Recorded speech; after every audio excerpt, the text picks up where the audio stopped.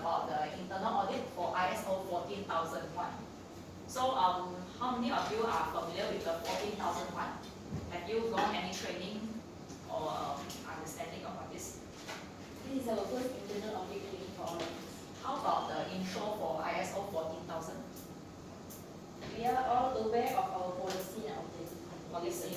Just be aware that we already have the ISO certificates. Okay. So basically 14001 is referring to environmental. So all about 14001, the clauses, everything is about how to protect the environment. So when you are doing your operation, make sure that maybe you generate the waste, you dispose it in a way that does not harm the environment. Or like that, if there's spillage, you must quickly clean it up so that it won't go to the environment, go inside the groundwater, go into the drain. That one you must protect it. So basically, it's all about protecting the environment from being polluted, reducing any pollution when can. So okay, let's head on next one thing.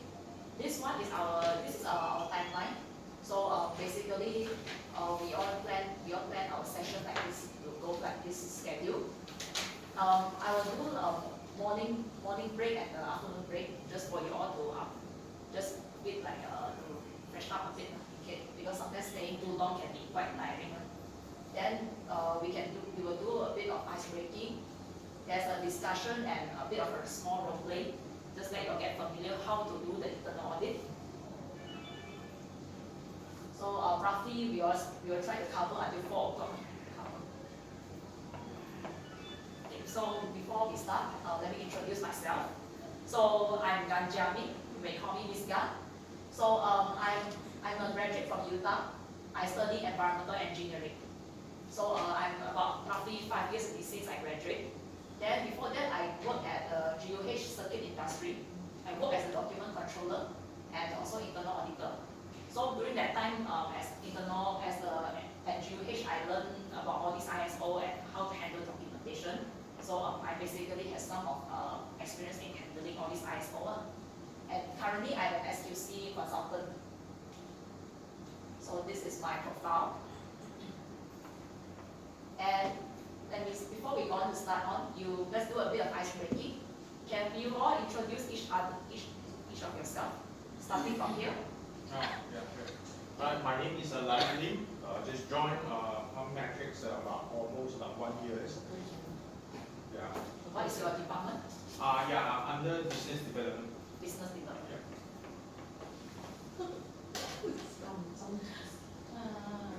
I'm Doris. What department are you from? Purchasing. So for purchasing, will you do any activity like dealing with supplier? So when you deal with supplier, do you communicate about the environmental need? Like say the material must have a ROSH or anything? Yes. You communicate the ROSH part, that one is part of the environment actually. So next. I'm still on handle finance. But you say you got to paper what? You Paperless. Okay, next. Okay. I'm Linda Young from sales department. Sales. Yes. So sales, you also got to communicate with the customer. Sometimes they want how environmental friendly is your product. Okay? Yes, it has. Certain customers sometimes they also request the specs on our packing accessory like our plastic casing, what is the content, how many percentage on the recycled material, how many percent from normal material, especially those plastics casing.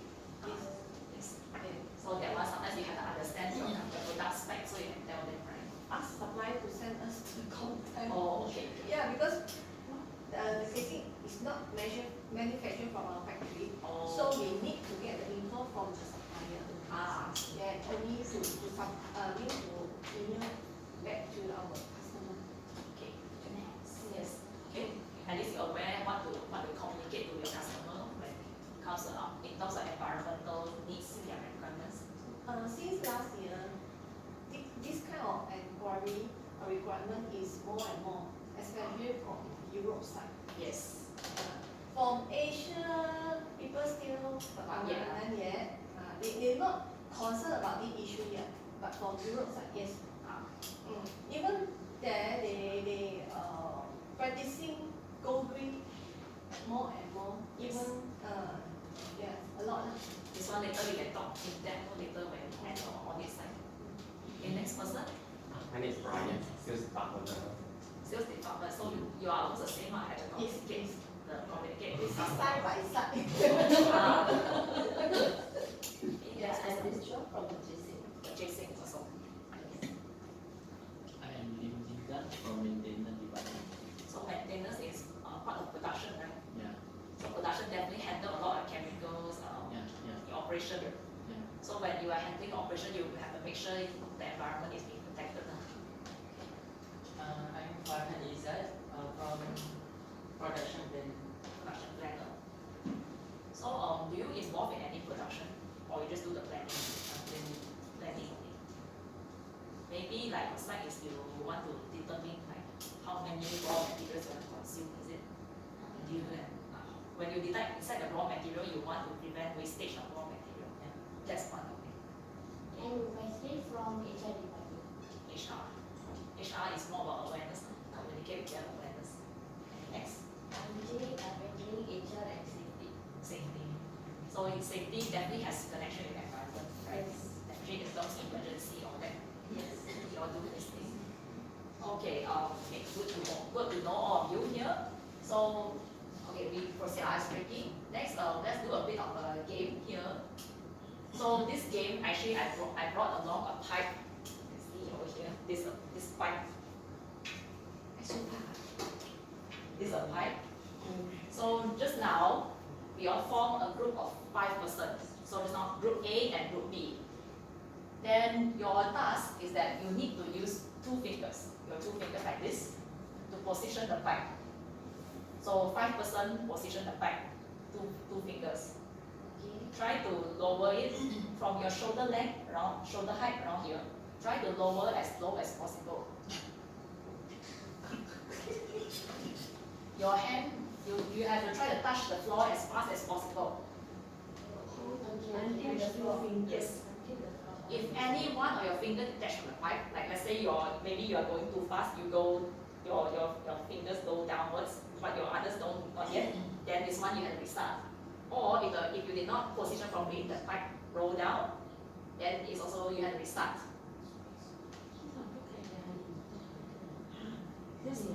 So this thing talks about your teamwork here. 5 person, you try to see adjust your position, how to prevent it from rolling down. So if you start from group A, right? Start from Start from A, group A first.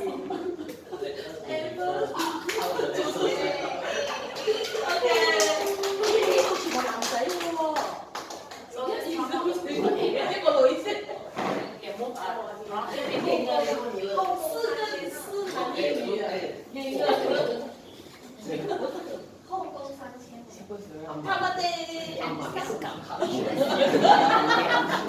Adjusting my angle.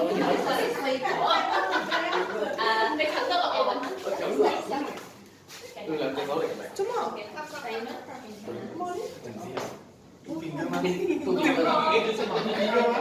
mày. Use one hand can be one hand. One hand. just one You hand. want like this? Is your position like This this? time. But then hold the finger. Don't need so high lah, just now.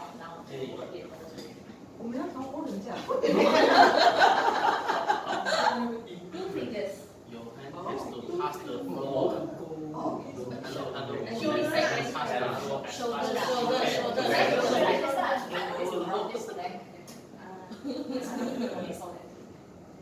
All your fingers must touch the pipe.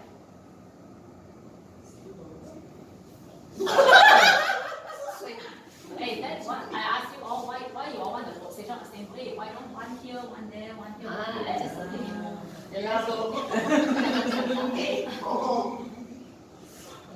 Hold still, come on. To the other position, stick all your fingers touch the hole. Okay, ready? Okay, let's get 1, 2, 3. Down, Start. down, Move down. Down, down, down, down. Go on, go on, go on, go on. Go, go, go. No, just go down, just go down. Down. All the way down. Okay, all the way down, all the way down. All the way down, all the way down. Careful your finger, don't detach from it. Okay.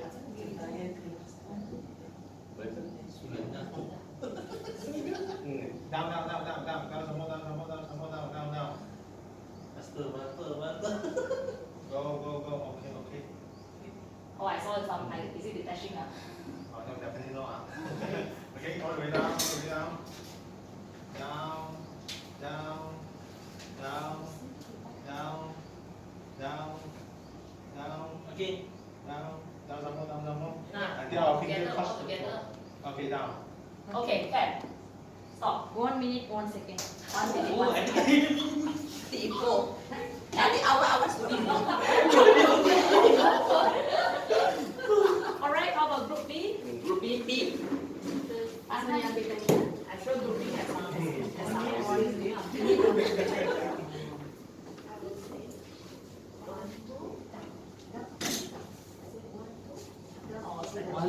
Down. One, two, At least we together. Why? This one can vertical. So try the position and see. Không mà mấy người đó rồi. Start cái luôn mà. Okay, who's the timer? Okay, cannot. Okay. Anh sẽ kể cho mình sẽ. Một là switch. Let's see. Ready? 1, 2, down. Okay, stop. 1, 2, down. Stop. 1, 2, down. Stop. Ah, Tipo ya. Okay.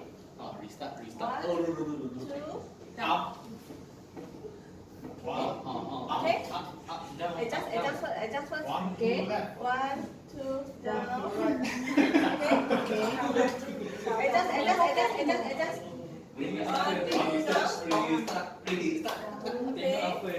One, Stop. two, three, 1, 2, down. Slow bisa pemimpin Stop. ke? 1, 2, down. Stop and stop. Okay. 1, 2, down. 1, 2, down. 1, 2, down. 1, 2, down. 1, 2, down. 1, 2, down. 1, 2, down. Okay. 2 minutes. Oh!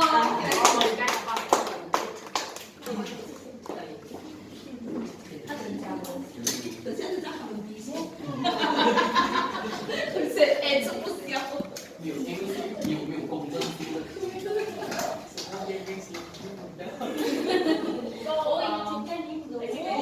This one is just let you all learn, I mean, to do a bit of teamwork among each other lah. But then you can see that maybe because A just now they first time try it first, so maybe they are not very familiar. Then B they had a strategy, this kind of strategy. So I think it's not like who wins or who loses, but it's more like how you all manage among each other, your teamwork. So in the group of audit, it's also talking about teamwork eventually. So one day when you're all working as a team, no matter what, you're always talking about teamwork.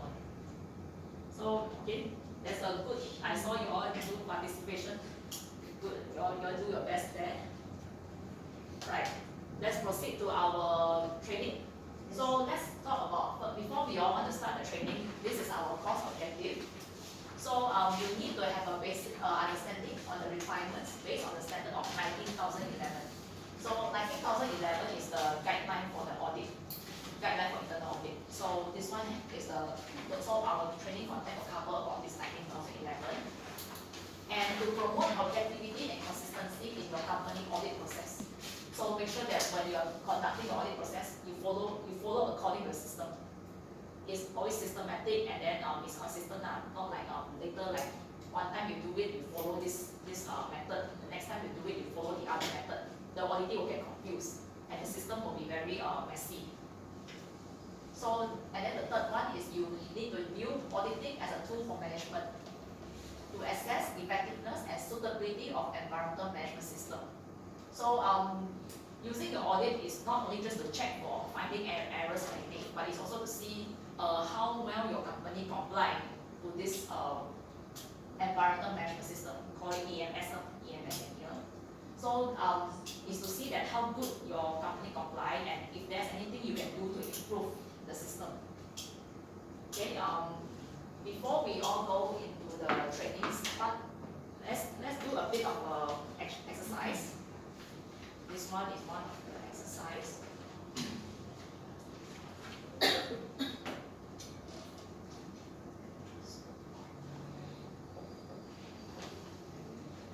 Okay.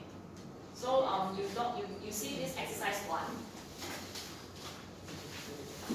So I guess you all should be familiar by now what's the exercise about.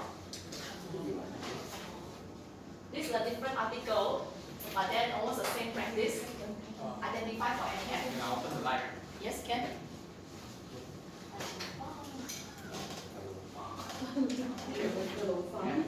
So identify for any F that's inside the article.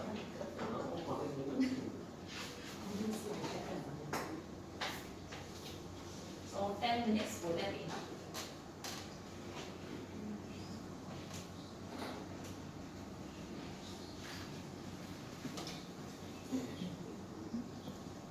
Nampak okey.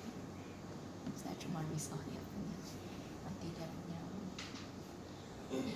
space lah. Tak apa lah, kami try to do as much as kami boleh.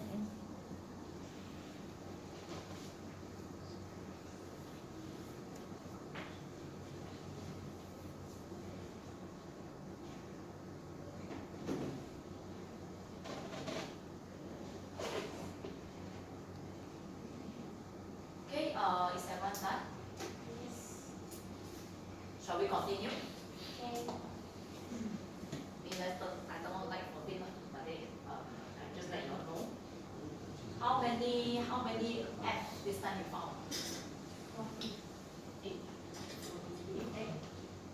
Total you mean total? Total. Yeah. Okay. So will today be better than yesterday? 42. Let's see the first one. First one, 8. Yes. Yes. Now you all know you should check the titles. Yesterday you missed out. Yes. Second paragraph. 7. 7. The third paragraph. 11. 11. Later become So is it the off again? Is it the off? The most common word sometimes you often miss out. next. The fourth paragraph and the last paragraph.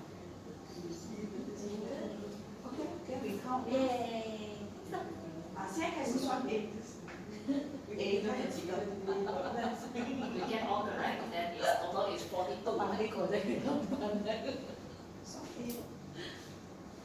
So but sometimes how many times do you take to have to get this 42?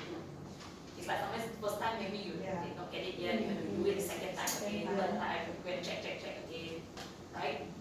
So it's almost the same like audit. Sometimes you check first time, don't have. Second time, maybe you can see something. Then third time only if the question become very visible right there. So that's why they say moral checking. Like yesterday we said you do QC 100% checking. How can you accurately check out actually exactly how to effect? So I say that it's not to say that audit is always effective, but then it's that you can use some audit techniques to make sure that you can try to get as accurate as possible and reduce any error. Right, that's the normal lesson. Better. Then they will say it's better. Or do you think your eyes strain? Better. I strain. If you sleeping, I can't take some sleep. I mean, Okay. Later lunch time is what time? I will try to cover until the certain part and then I will call the stop. Oh, but here is one, but it is Friday, previous one. Friday's pretty much. Your time is until 2:30. We can probably start at 2:30, but then 1 isn't go back 3 also. So maybe, can we like, can we join after the break? We will take 1 hour break, just going to be 20 minutes extra 1 hour break. Okay. Okay, right? What time? So, I I see. see you want to do, 1 to 2. or is that before, so late for you all, is it? Or you want 12:30? No, because I have a call with this, so I need to know your If time. 1 to 2, is that okay for all, at 1 to 2? Oh, so you must do assign your later we will have a morning break, right, for about 10 minutes. That was just 10 minutes. Yeah, 10 minutes, right, I think. I'm not sure. Oh, okay. I have private call. I know sometimes your work takes. No, you just let me know your timing, then I will inform him to stand by. Oh, because I usually take my morning breaks around 10:30. That's okay, huh? But then otherwise, if it's really something urgent, you just can go out. Yes. Then lunch we take 1 to 2 easier because they will be taking break from 1 to 2. Okay, you guys are okay. Okay. So let's try to be flexible with the break time. Okay. Okay. So just now we talked about cost objective. We will say why we do this. Just now we do this 100% inspection is to let you understand audit the process of audit has the kind of feeling like you try to check, you try to find any error, but sometimes even you try to find how hard you find, it can still some errors still get away from it, because sometimes sampling you cannot take them all, you cannot check everything, and sometimes you cannot go and look through everything, every case scenarios. So it's impossible to actually have a 100% check. Right. So our course content you all highlighted. So we go introduction. These are the terms and definition. Highlight what are the terms and definition in the audit. And specific knowledge. This one specific knowledge highlight about 14,000 the clauses and what is specific to know. Principal auditing is what are the values that you should uphold during audits.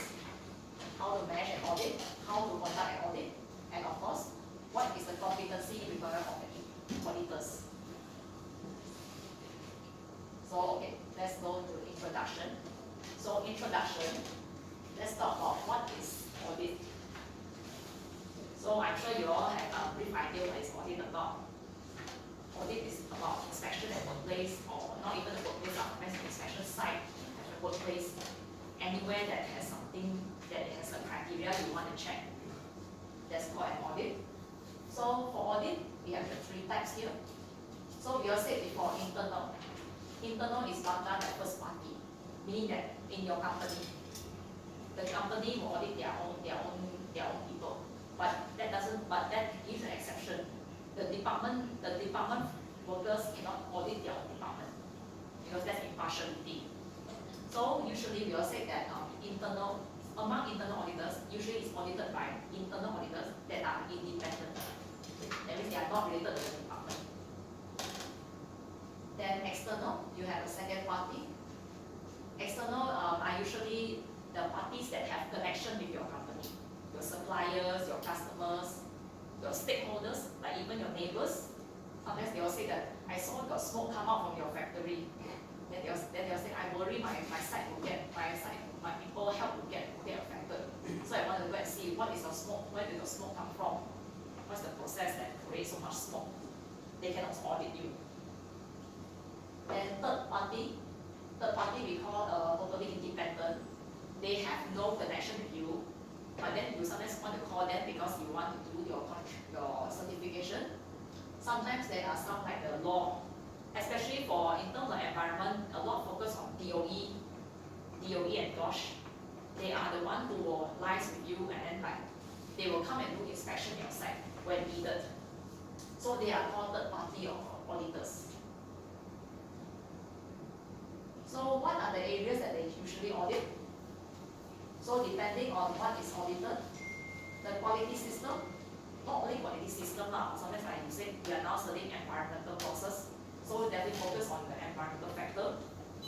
Then if you eventually take some other ISO like the safety and health, then there will be one like focusing on safety, one type of audit focusing on safety and workplace. Then some they will want to audit about the technical. That will see this one will mostly focus on machine. They always see when they are doing the machine, the handling of machine or maybe set up machine. They want to see whether is it done correctly. Checking of product. This one is more towards quality, when they want to see what are the potential defect or what are the potential error that happen in the product during the process. They can check. They can do product audit. And second party, they all may do the contractual requirement according to their audit. So like sometimes maybe you have a customer, they always have a kind of schedule. They always say that I want to do audit your company on every June. So this one become their requirement. So every June they will come and do their audit. Process is you go and audit the process. You check the parameter, process parameter, what are the environment that is needed to control the process, the audit process, and follow up. You want to follow up means you follow any action or previous NCR, you take action, you take corrective action, and surveillance to check back and see whether your corrective action is it effective and can it properly solve the issue. So what you should know about audit is what the types of audit and what the area that is usually audited. So in 14,001, there's also another clause for internal audit. So they say that internal audit is conducted at planned intervals. So like I said, you set 1 year once, so you must do 1 year once internal audit. And then you have to check whether your system conforms to the EMS, the environmental system. You say you define your environmental system like this, so you must check whether does it follow according to what is the definition. You want to check whether it conforms to the organization EMS requirements and these international standards.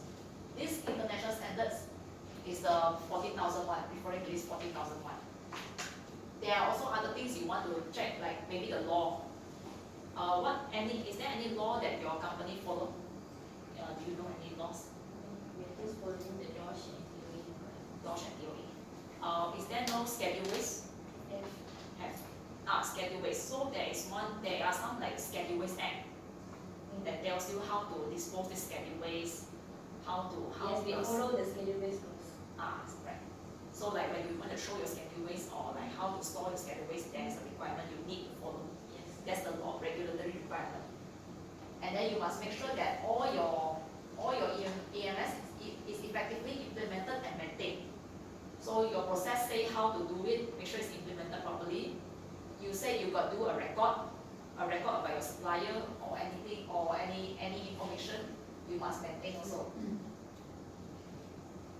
So your internal audit program is to plan, establish, implement and maintain an audit program. So you must include other factors, your frequency, your methods, who is responsible and requirements and reporting. You must take consideration of the environmental importance. So this one, take consideration environmental importance. So because it's 14,000, definitely they always consider environmental. When you do any changes, or like if there's any previous audit you found anything, you must always take the first thing priority here is the environment. So one day maybe like for your process you want to change nitric acid to hydrochloric acid, let's say. So you want to go and reevaluate again. This hydrochloric acid after you mix inside the process, what output, what is the output? And how will it affect the environment? Is it harmful? And is there a different way to handle it? So this one is you consider the environmental. I know process is about when you change your process, you just check your product quality. But now is you see the environmental itself, in terms of the environment. So your organization, you need to define the audit criteria and scope. And to select the auditors, the suitable auditors, to make sure that they can conduct the audit.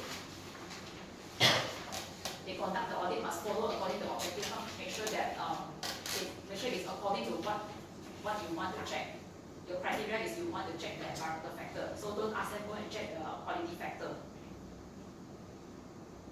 And you must ensure that results of audit are reported to relevant management. Anything, any findings, any reports, it must always be communicated among the organization. So all your reports, all your audits, the documentation, all your reports, you must retain the information. This is your evidence of the implementation. So same thing now, how you do from starting when you start your planning of your audit to how you do your audit until the end when you close your audit. All of these are documents that you must keep. They are your evidence that audit is conducted.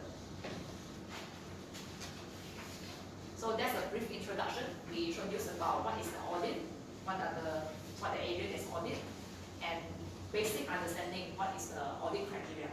The clause 9.2 of 14,001. Right. Our next part, the terms and definition. You can see some of them are overlapped with the quality internal audit, because the term audit is actually quite similar to all cases.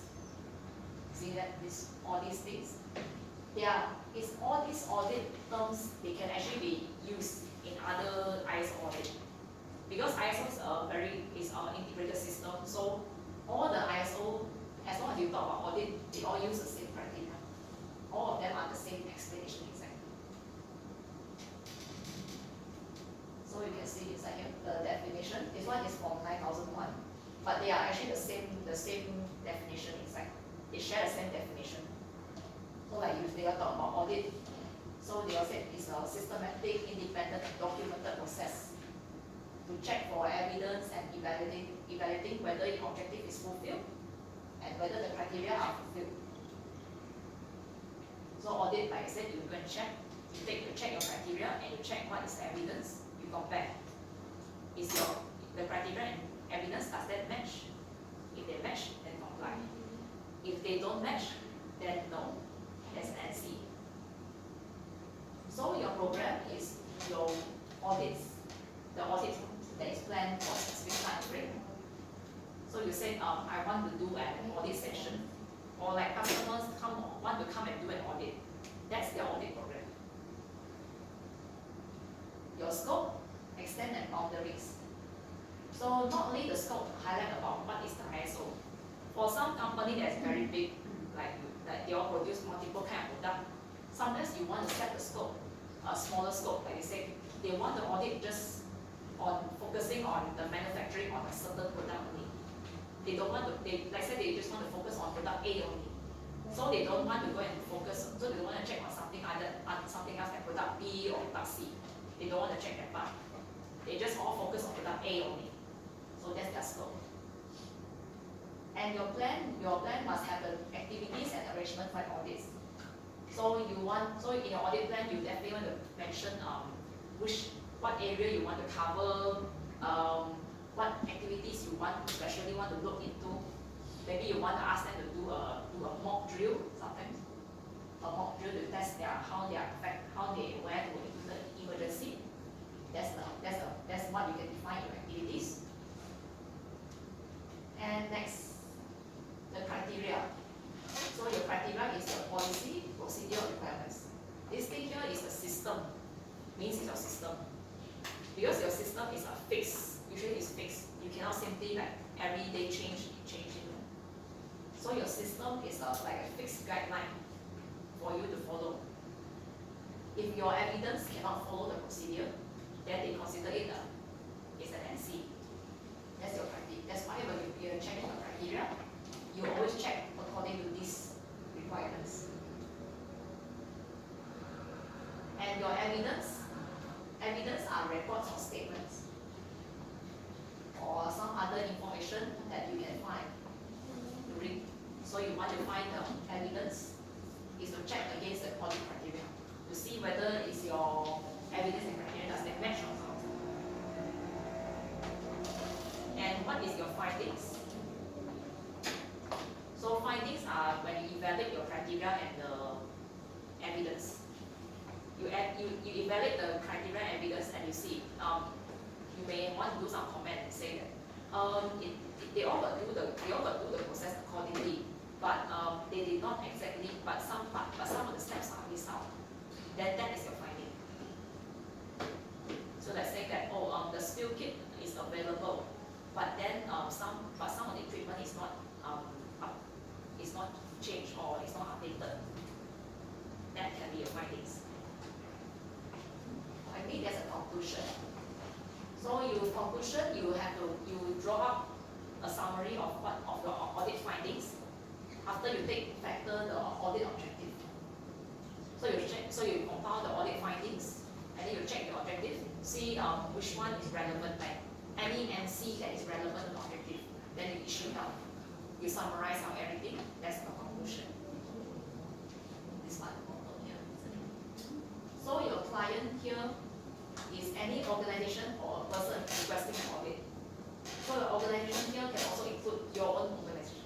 They are doing internal audit themselves, so they are the client also. So if the customer wants to come and audit, they are the audit client.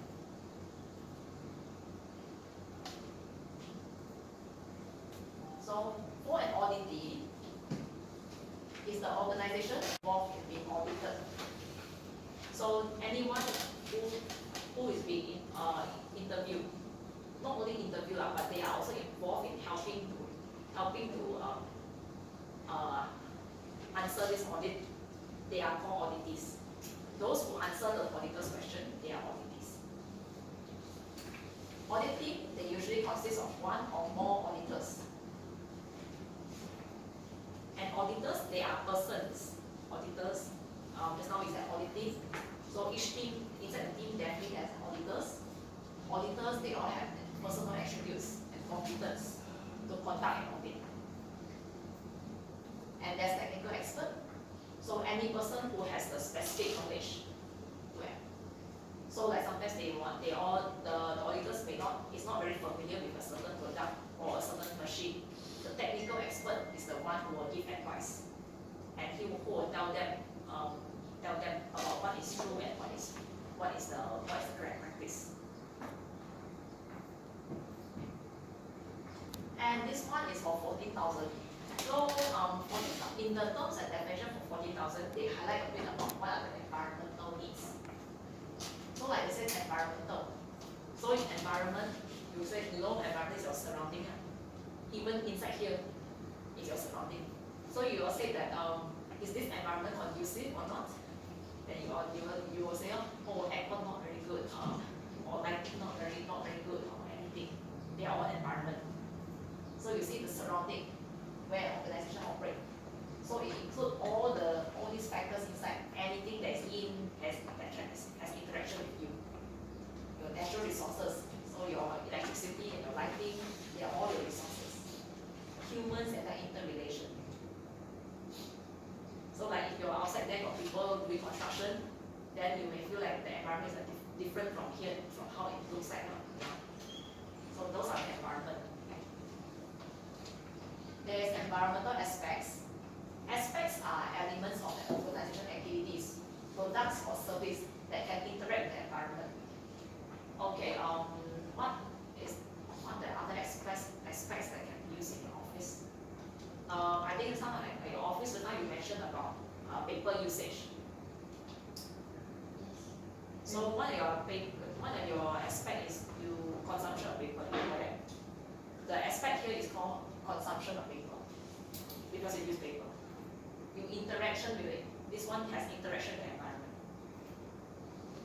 And what are the effects of paper usage? That is the environmental impact. So environmental impact may cause changes to the environment, whether it's adverse or beneficial. Whether is it bad or is it good, or is it like wholly or partially resulting from the organization aspects. So like just now, our aspect we talked about then your impact, what is the impact of using papers? Reduce trade, resource wastage, waste resources. So that's your impact.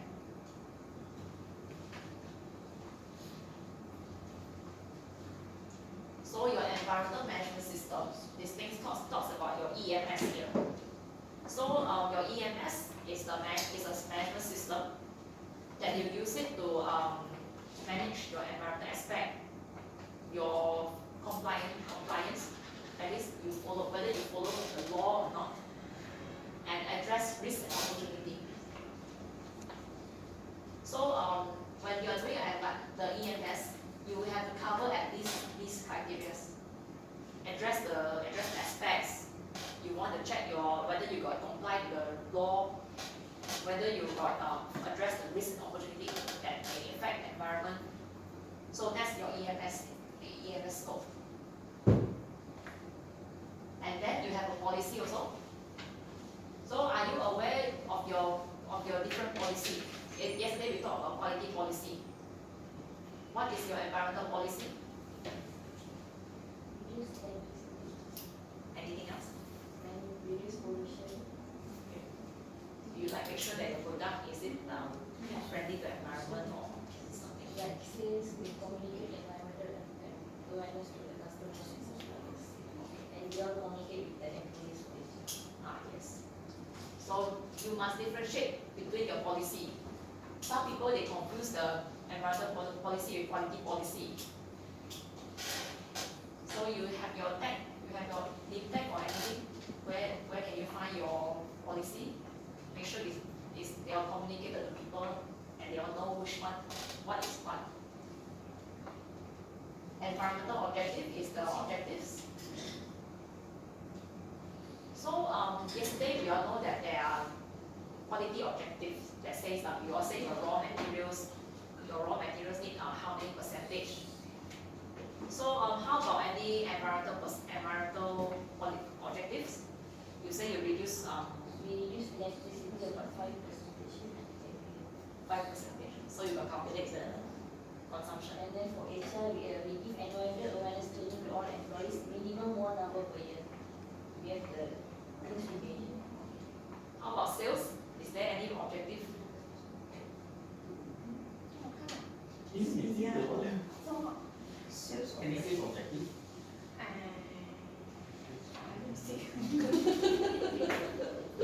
They must have a supplier committed to environment at least 70%. Is that the supplier is the purchasing side? Like purchasing sales side, so their customer must commit to environment 70%. Okay. Commit to environmental. But then how will this be measured? Is a commitment by supplier, is it supplier and customer? So how do you make sure that commitment is 70%? I'm interested to know. 70%. How usually in the email also they put that we are ISO is very important.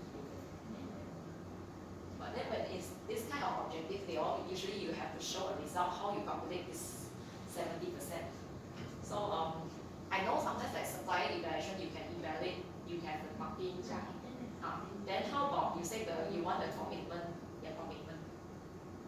How do you report your commitment? From customer, Yes. Is there actually a method? is this regarding the customer certifications report? Does your satisfaction covers objective inside the objective environmental part? Yes, got one, I think, not mistaken, got the question because we got a lot of Yes.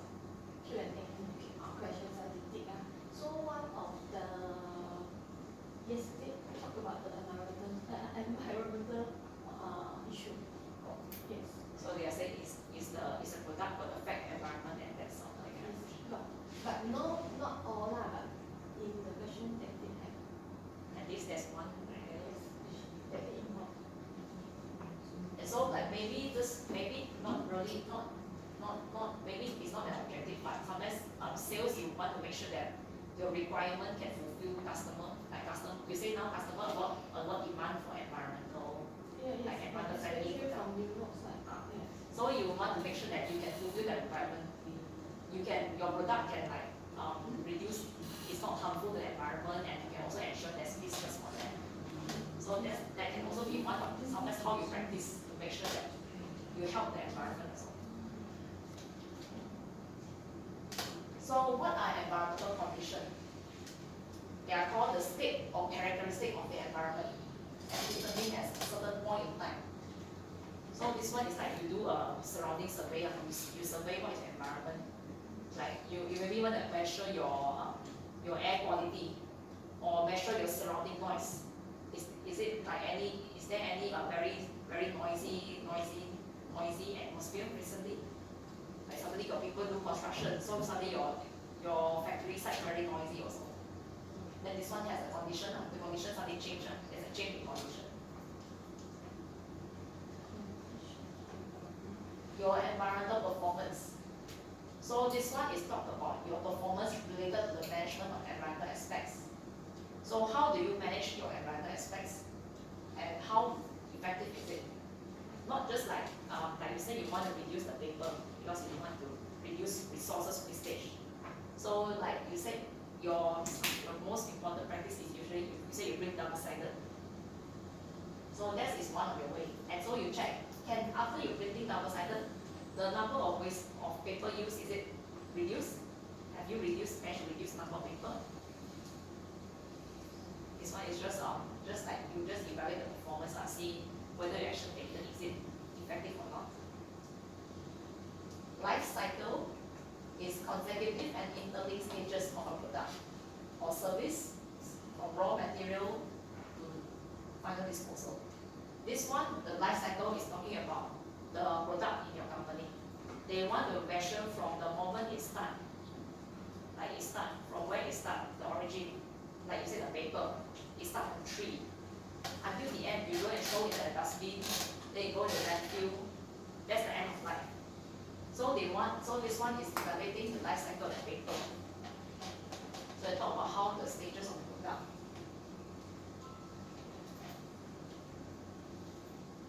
Okay, so just now that the slow definition. Just some basic knowledge. Some of those, the fun part, you just talk about all of the audit, the criteria, the plan, the program. All these things is a part of the 19,011 terms. Then just now the ones that are talking about environment, they are the one that has relation. They are the terms that are used during environmental audit.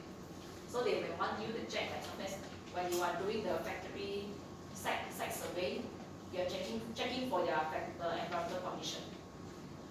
Then when you are looking at your company activities that are carried out in your company, you want to check for environmental aspect and what are the impacts because of this aspect. So all these things will be covered during the audits. Okay, so far is there any issue?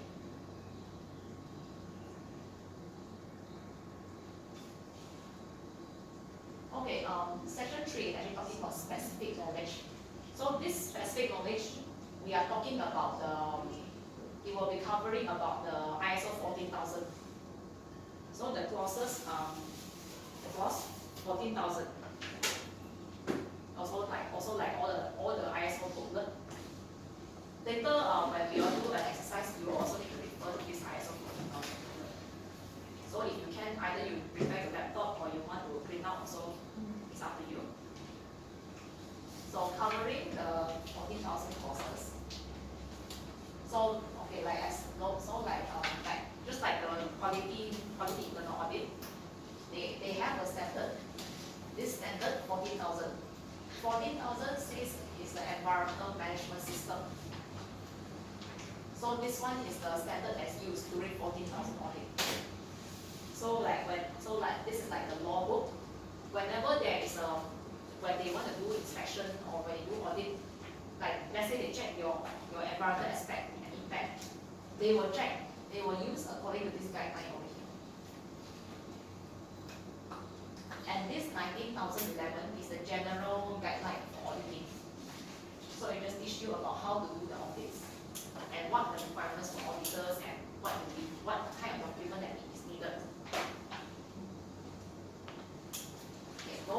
14,001.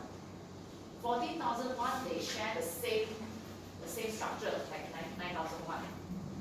So same thing also, still the plan, do, check, act, and they also cover 4 to 10.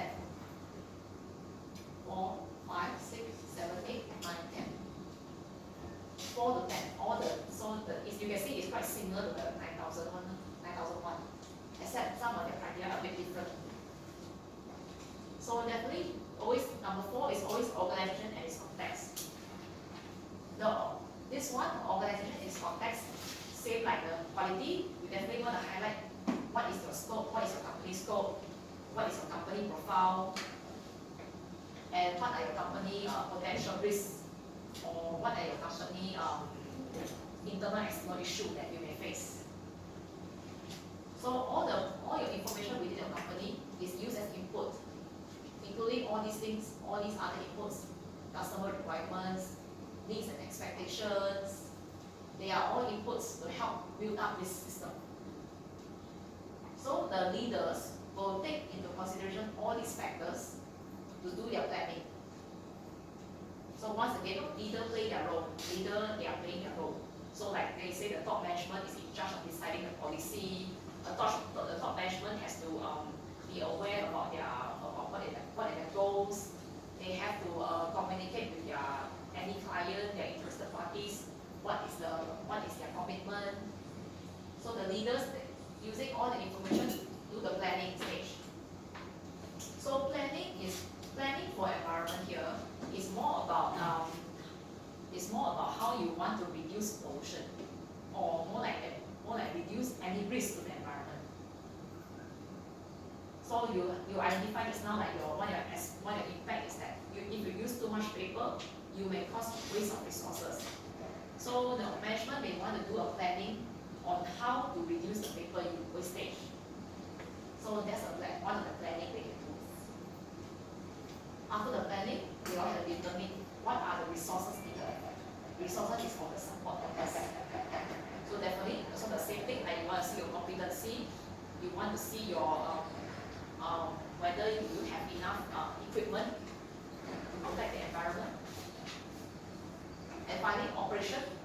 Operation is how the work is conducted so that environment is not affected.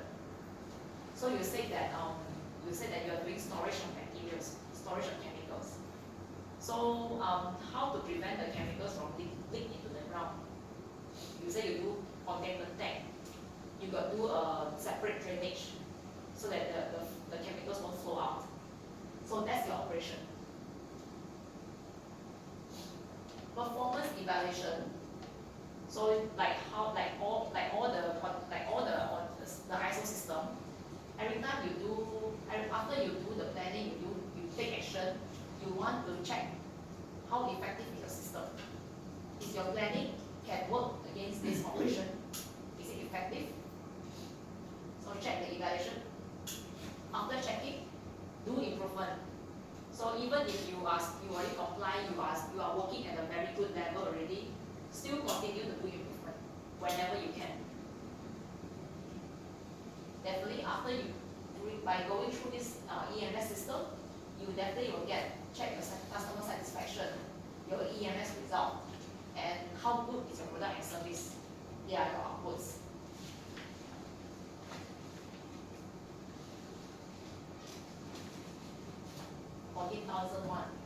This one, the overview of the clauses. So you can see the title is actually the same like 9,001. 4, 5, 6.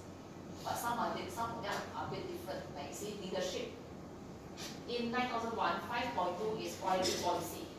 But in here, the 5.2 is environmental policy. Because this one is focusing on environment. And planning here, you see, planning, they have focused on environmental aspects. They also have compliance obligation. Means how do you comply to law? They are all, this one is part of the planning process.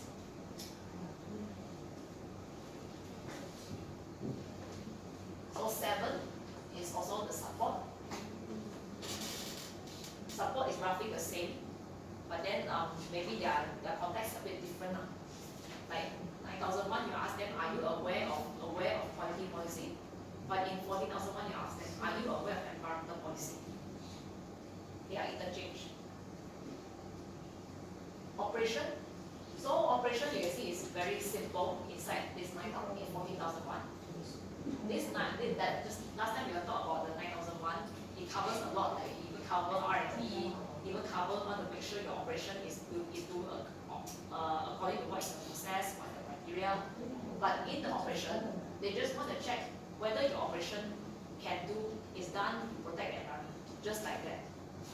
And emergency, like in case you got spillage, like chemical spillage, or like the office got fire, what action you can take to like prevent this thing from like make the environmental situation go worse now. Because you spill is a bit bad thing. How can you prevent it from keep going out? So one time I actually also got a customer before, we all go and check the site. They all do the printing service. So I think they all do the ink. I think for some reason the ink, they all leak out the pipe, go in the drain, and almost going to enter the river. They all check until it's that much. Going to enter the river. That one is very serious case. So that one is like, what is your emergency is not good enough. It's like you did not do things to go and block the ink from flowing out. So performance is also the same. It's also the same as how is it? 10, also the same. So by theory wise, all of them is actually use the same principle. They are the same practice, same principle, but the aspect they are looking into is different only. The criteria is different.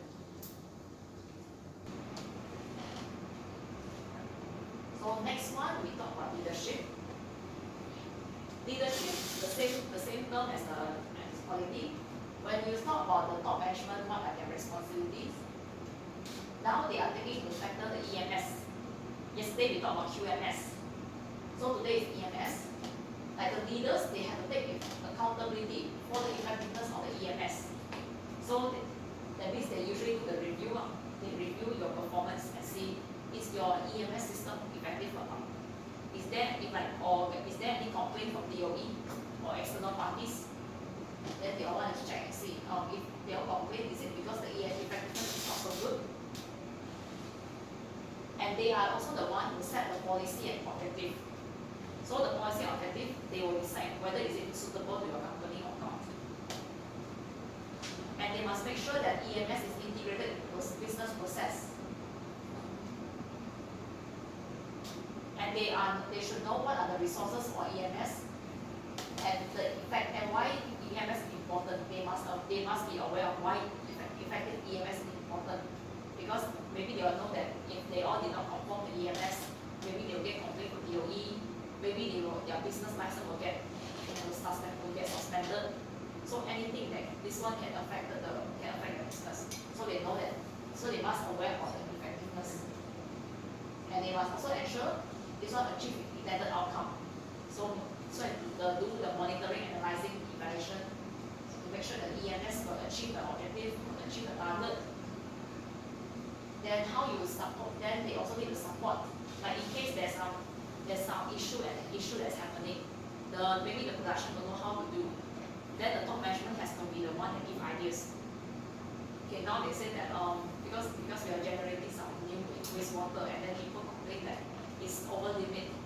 Then the management will take action and decide whether they want to buy a new system, a new machine, or they want to take action on the raw material side so that they don't want to produce so much pollutants inside the wastewater. Continual improvement.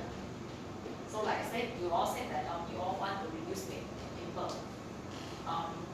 by 5% every year. So you have to make sure the trend, make sure there's continual improvement. Every year we really reduce 5%, every year 5%. And supporting relevant management. So not like the top management can just work alone. He needs to support from other managers, other HOD. They all give them the support to build this system. Then he also needs to give them support.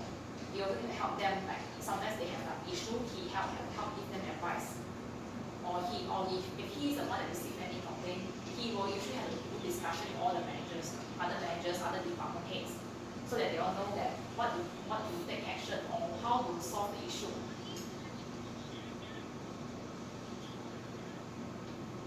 Then 5.2 is always policy. So policy, you must make sure it's appropriate to the nature, scale, and environmental impacts. So like you said, the policy, one of the example, reduce electricity. Yeah, electricity. Reduce electricity and pollution. Okay, so like you say, your company use electricity, right? So relevant, so it makes sense. So like if there are some things like, in case you are the company that's, let's say a recruitment agency. So the recruitment agency, they all set their policy is, I want to reduce schedule waste. Is that possible? No. So that this policy of reducing schedule waste is not relevant to them. So you must see how is it appropriate to your company or not. You must check this one. So of course your policy is a framework for our objective. And you need a commitment for continual improvement and prevention of pollution. So your commitment to continual improvement, like you say your paper, you want to continue to reduce the paper, and how you want to continue to prevent pollution. You want to keep make sure that even though you use a chemical in your workplace, you can still prevent the chemical from going in the environment or prevent the pollution, reduce it to the minimum when possible. So the policy for environment here, they all focus a lot on prevention of pollution. And 5.3, definitely your roles and responsibilities. So roles and your responsibility is that you must aware about what are your roles and what are the authorities you have. So that you know that what is your job to ensure effective environmental management. So why don't have a bit of a open discussion here.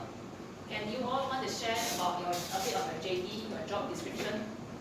So just now we all had asked some of you. You all got how many? Sales. And then purchasing.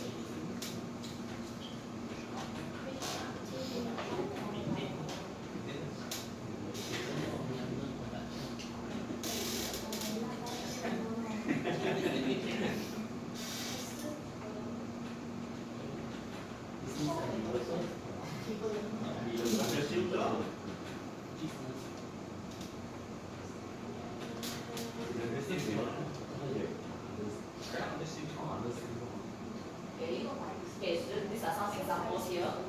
Okay, so sales. How do you help to ensure the environment, help the environmental effectiveness? Sales, how do you help to ensure environmental effectiveness?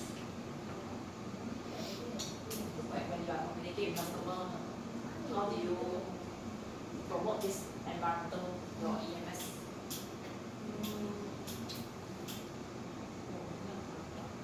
Okay.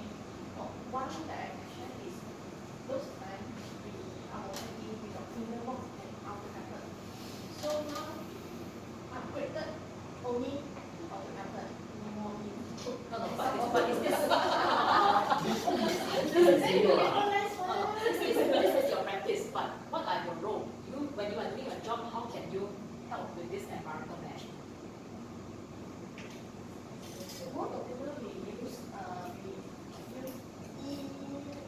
e-document instead of we print out the, because sometimes we need email customer like the BC telex, we use like telex instead of Okay, so you use some copy. yeah, some they can accept, but some customer can't accept it. Okay. But now practicing. So in your work practice, not only work practice, but sometimes when you are communicating to your customer, how do you help to promote this environment? Like, about maybe you say, can you like say your product is it environmental friendly, or do you like do anything to ensure that your product is packaging side? Got one customer, those time they have to use the plastic to cover them only protect the box. But now the plastic cover have been removed, only product and the box. So the step.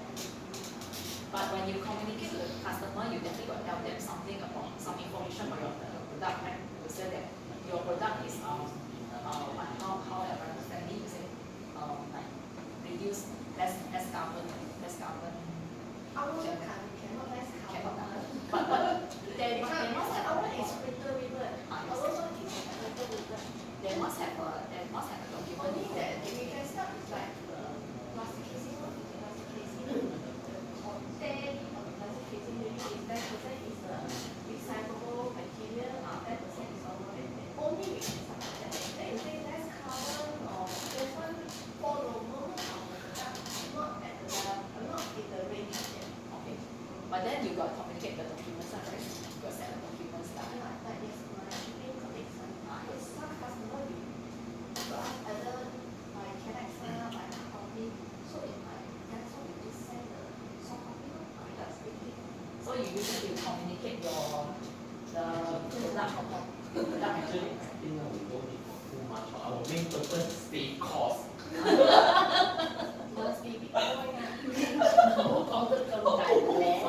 So you communicate the product. That's what we call the inner box. Save cost. Then the last team chop down. All you're saying is recorded. No, because some they reduce more carbon cost during the packing. They try to fully utilize.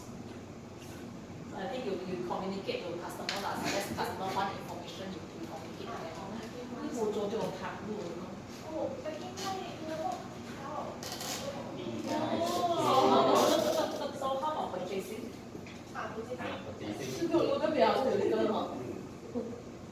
Purchasing. How do you deal with your suppliers? Do you do supplier evaluation? I mean, answer to them. So I'm doing some sourcing also. Regarding it's like we're talking about human transfer reuse. We have a plastic board or those kind of things like paper core, plastic core. So when I'm doing sourcing, I can actually use like recycled materials and You that. source for recycling. Yeah. So it's considered as it's not a safe cost. I mean, that one is So yes, okay. So the role as a purchaser defined for a source for like we said environmental sustainable. Yes. Is that the case? The same thing like when I'm sourced for plastic resin materials, we do ask them like the material is actually under our HS, is actually proof for as recycles, for the like Western country. Yeah. And then not only that, sometimes purchasing, you should do a survey from the suppliers also. You want to ensure that they comply with the EMS. Yeah. So check with them. And does purchasing deal with vendor, the schedule waste vendor? So you must also make sure schedule waste vendor got the license. You have to keep the license. Yeah. In the license for the recycle, that's approval for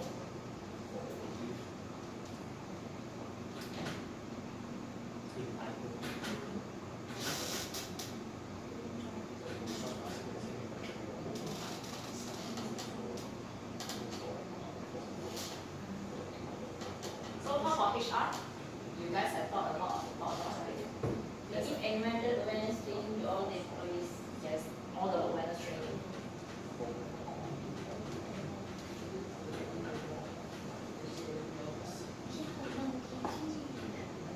So, but in case of there's some incident or like hospitalization, will you be charged also? Yes. So, I know hospitalization is more on safety side, safety.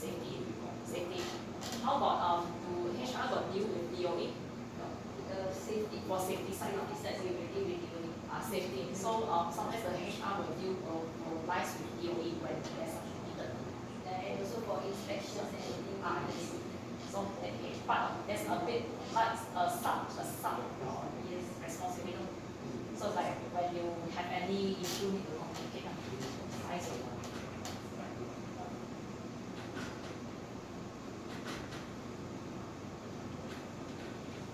Maintenance. Maintenance, okay. We turn off them during the lunchtime. That one is your practice. But how about your job? When you are doing a job, how do you make sure you comply to EMS?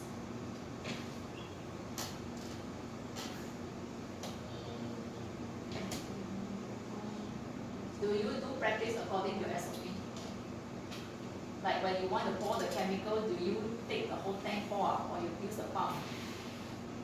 Use the pump, use the SOP, can use the SOP. We have the SOP. How to handle the chemicals, How to process the follow chemicals, safe work handling. But all they call safe work handling.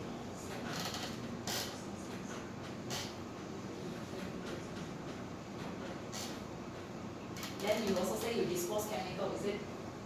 Not. We have our authorized person to handle the chemicals. Okay. But then does maintenance or any month or is a license holder? For any like you say the schedule waste maybe a Yes, step we have the Sichuan certificate holder. or that but they are not maintenance. That's me. That's you also. Oh I see. Okay. Sichuan computer person. That one is on later. By maintenance, your main job is you make sure you follow safe work handling. Don't go and simply use the chemicals. How can this business development help?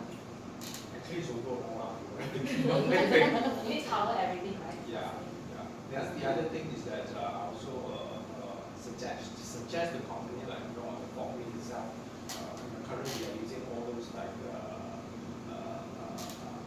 VSO. So I'm actually also recommend the company actually to use the DK country. So it will be less work. So you can have less maintenance. I will consider that as a part of Oh, you're saying is you help to promote the sustainability. yeah.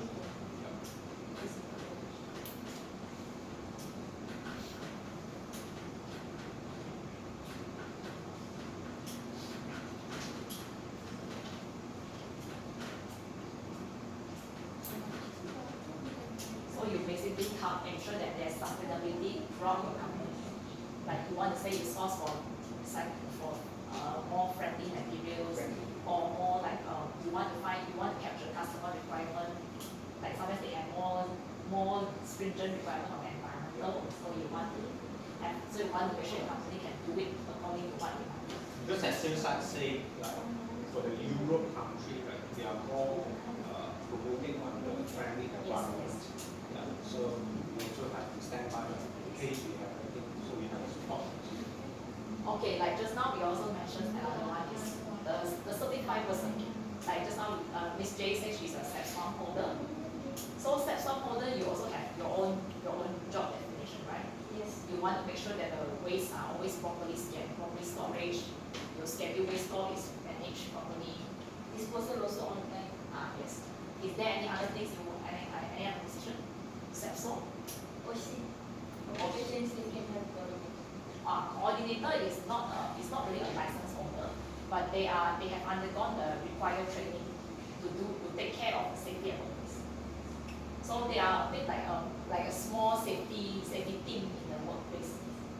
So all of this they all, but depending on what kind of certification position and even sometimes you got extra other position in your list sometimes. They all can help contribute to the environment. See, even you say I don't do handle chemicals, but you still have to communicate with customer. Your requirement when customer asks you something, you can provide what they want. So then you help them to understand what is your company context, what's your company environmental system. So everyone has their role.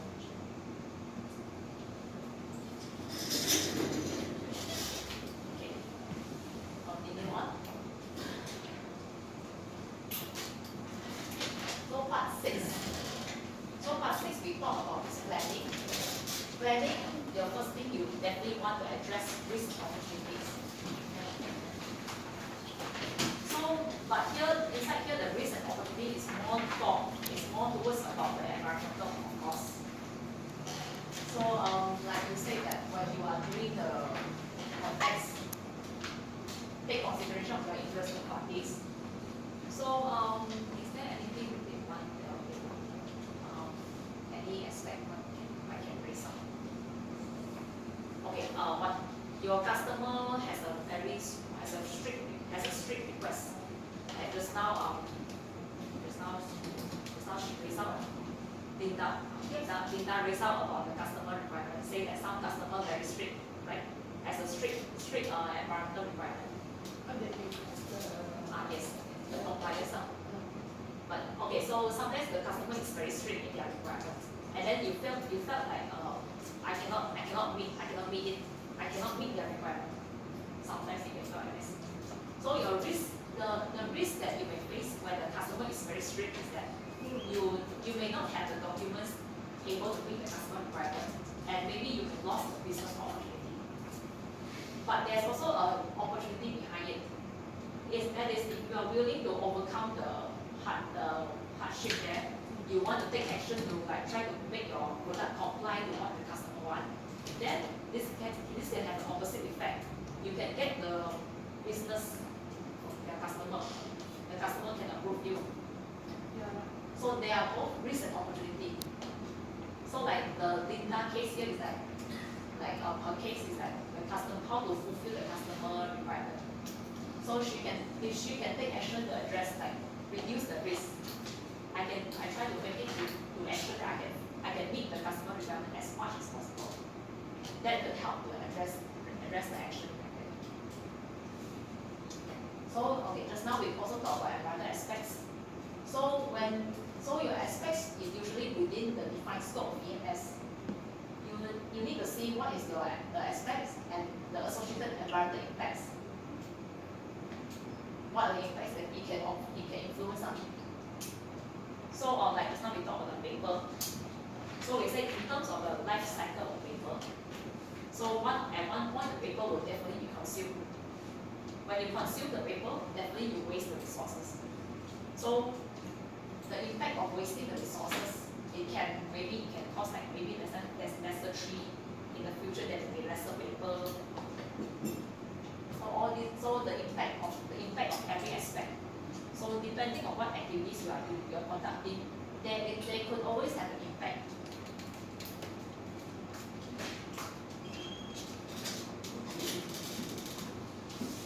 And this one, compliance obligation. So environment, they focus a lot on compliance. So you must have you have to assess the compliance obligation related to environmental aspects. And you must determine how the compliance obligation apply the organizations. So like Ms. J said that you got do steps, you got do schedule waste. So definitely the DOE, the schedule waste apply to you all. And do you got any noisy workplace? Conduct noisy assessment practice. Because depending on what the Josh requirement, right? The Josh will say if it's very noisy, then you need to maybe do more frequent. More noisy, so that one is safe. So maybe it's not so applicable to about it, but you just need to report it from time to time. Then how about environment? The clean air regulation. Not related.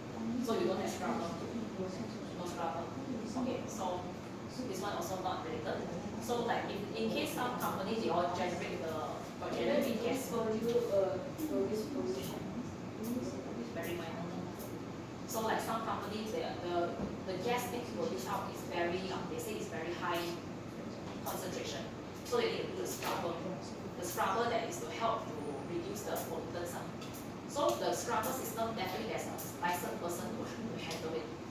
So all these things like you say the SEPSWAM, the person that help to monitor, the safety officer, the person that handle the scrubber, they all have a compliance, they all have a law and regulation they need to follow.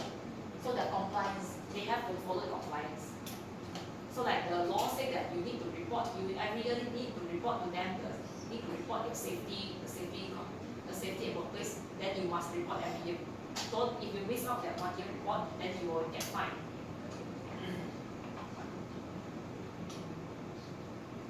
Then of course all the just now we will talk about you plan your risk and opportunity, you plan your expect impact, then you also understand what is the law that you need to comply. Then take action. You need to take action, plan your action. How to address the risk and opportunity, how to reduce the significant impact, how to comply the law, and of course you must make sure that it is properly integrated and implemented into the process. And everything, the action you take must evaluate effectiveness.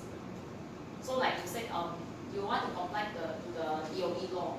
So maybe you want to have consistently monitor your air, your water, monitor your waste practice. See, does it follow what the DOE requirements needs? So you must always evaluate and always have it is it permanently implemented inside the system? The process. Do you practice it?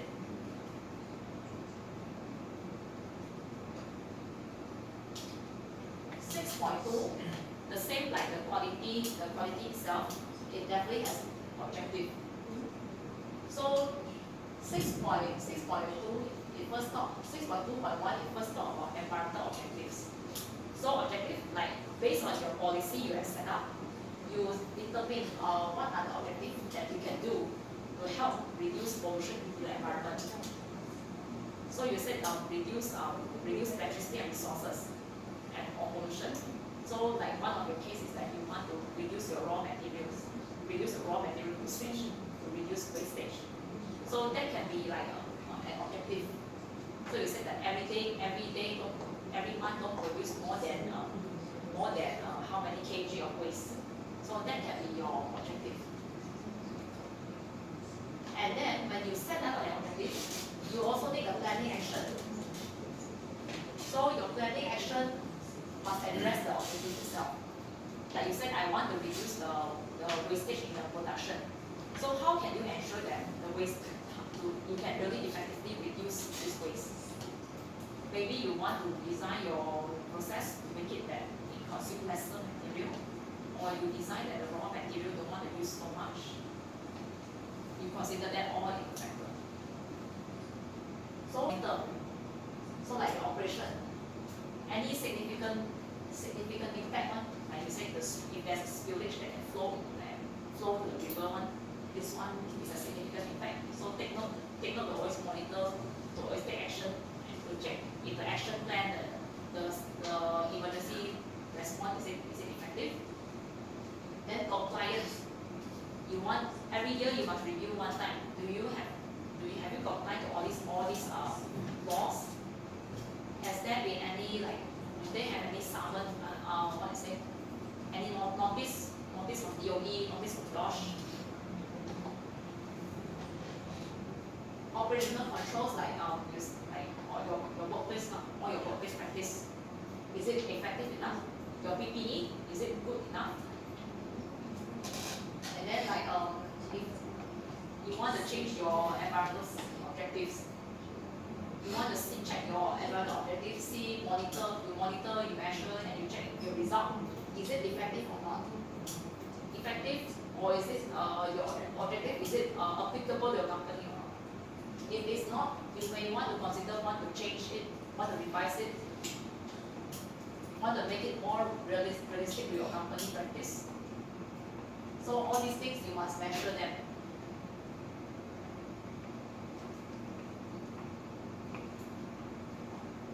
So they all say that you must ensure calibrated or verified monitoring and measurement equipment is used. So is there anything that you use to measure the environment? As far as I know, ambient air is not even air. So you don't measure anything. Wastewater? Wastewater also don't have. So just a SEPSOM only. SEPSOM, okay, maybe the SEPSOM you want the weight, you measure the weight, right? So maybe your scale has to be calibrated.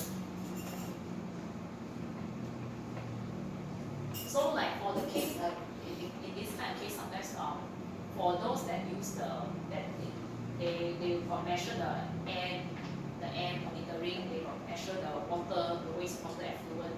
They all has a very strict guideline, a strict parameter Then when they are doing this testing, they all need to use a meter that is calibrated. Same like your quality, you also need to use a calibrated measurement. So same, all your ISO you need to have a calibrated measurement. And when you are taking all your results, evaluate its environmental performance. Provide input to the management review for evaluation. So your everything that you are monitoring, you will present it during the management review. You want to show them is this action effective or not, and then can you still continue to use this method to monitor your process or your practice. Then communicate your information relevant to its environmental performance both internally and externally. So like I said, so just now we will talk a lot about internally and externally. Like you said, maybe your waste generated.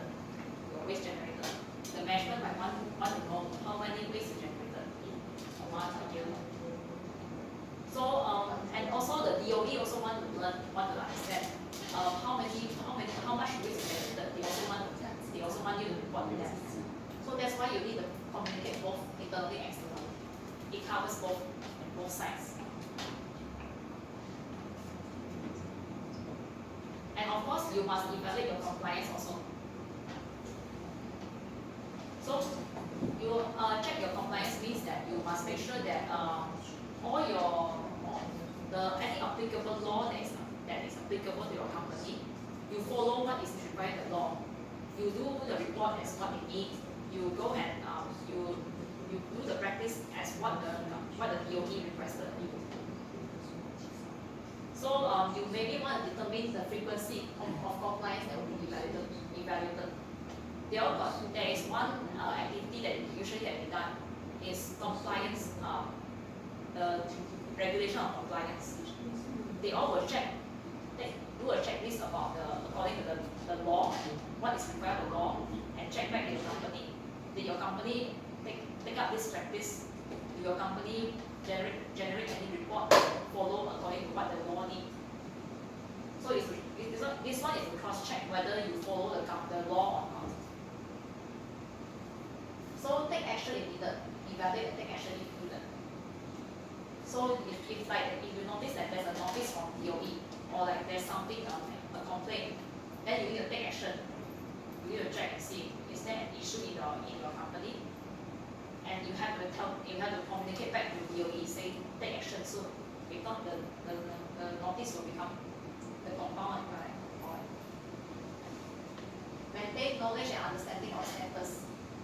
So because the compliance obligation, the law will keep changing. They often change the law when there's needed. So you must always keep up to date. So like when there's a revision in the law, maybe the competent person has to go and attend the training, go and attend the seminar, so that they all know what is changes, so that they all need to implement the changes and make sure that the company follow the changes. So all this evaluation, you need to have a written documentation. Everything must be documented to show that it's evidence. And of course, internal audit. So your internal audit, you must done at planned intervals. Like I said, if you have 1 year once, then do it 1 year once.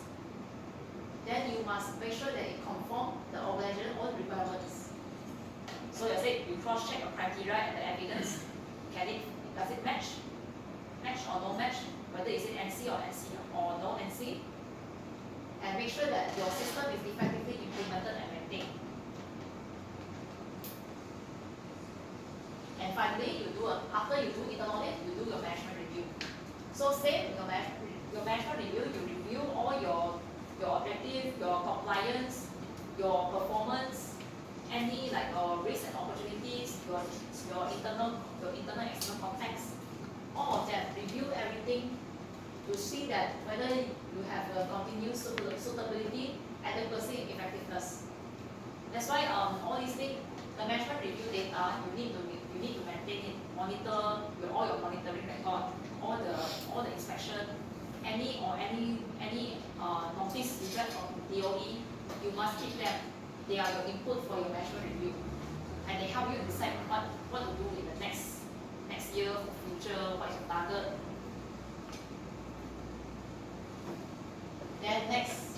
want to do your improvement. So improvement can be done when there's non-conformity or corrective action is needed. So when there's non-conformity, you need to take action as possible.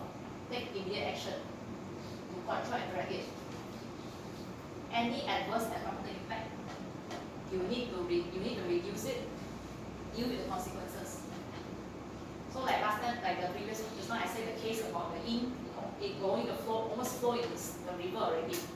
So luckily they quickly go and take immediate action, go and block it up, put a block at the longkang there, block it, don't let it go out again. And then after they need to do cleaning. They do the cleaning and then they need to repair the pipe so that to make sure that there's no more, it won't leak again. And you always need to evaluate the need for action to eliminate the cause of the conformity. So just now we said the in leak out, so the pipe, we found the pipe is the one that's leaking. So quickly go and repair the pipe so it won't leak again. So you must eliminate the cause. And of course, even without any non-conformance, you still need to take continual improvement. So you must continue to improve the suitability and the effectiveness of the environmental management system. So this system can have a lot of things that's supporting your process. Like you all said, you all try to source for material that is more environmental friendly. The purchasing try to find for materials that are more friendly, that are more sustainable. So that is a way of continuous improvement. They try to get material that are better, maybe cheaper or like more environmental friendly, don't waste too much resources. So this one helps to improve your company. Okay, we finished section 3. So all the courses just now, we cover the ISO one. And do you guys have anything want to raise? Okay, if you don't know, let me ask a bit of things. What clause is environmental policy? 5.2. What is clause 8.2? Yeah. Okay. Brian, what is 8.2? What is clause 8.2? Emergency preparedness and response. So this one is what is to do? So if any accidents, so I call ambulance. It's what to call ambulance, what you need ambulance only. Oma can also. Ambulance can be bigger call ambulance, English please. English.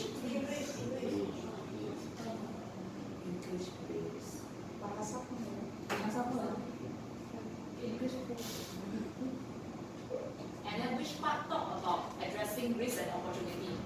Which clause?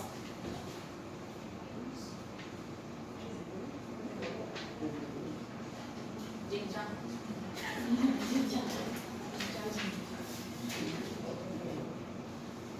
6.1. 6.1 talk about how to address the risk.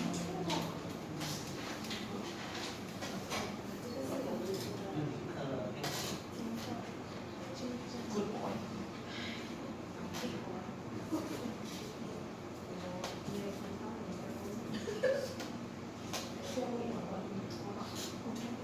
So risk you want to ask, you want to ask.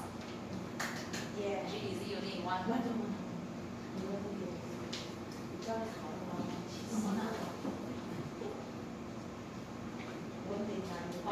Management review. Which clause? Management review. Yes, management review at the back is social media.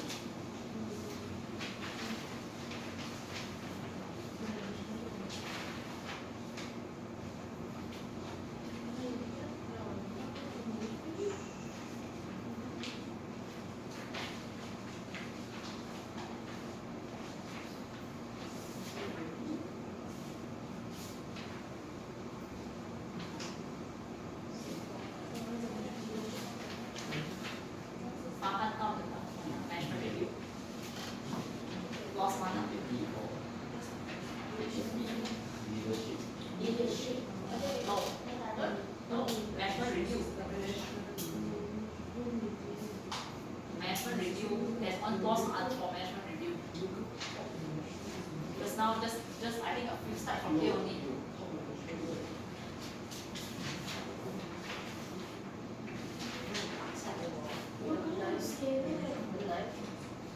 Nine. Yes, 9 point. Performance evaluation. Yes, 9.3. Because management review is part of the performance evaluation. So definitely it's definitely under 9. 安妮姐，安妮姐，我记得我有写。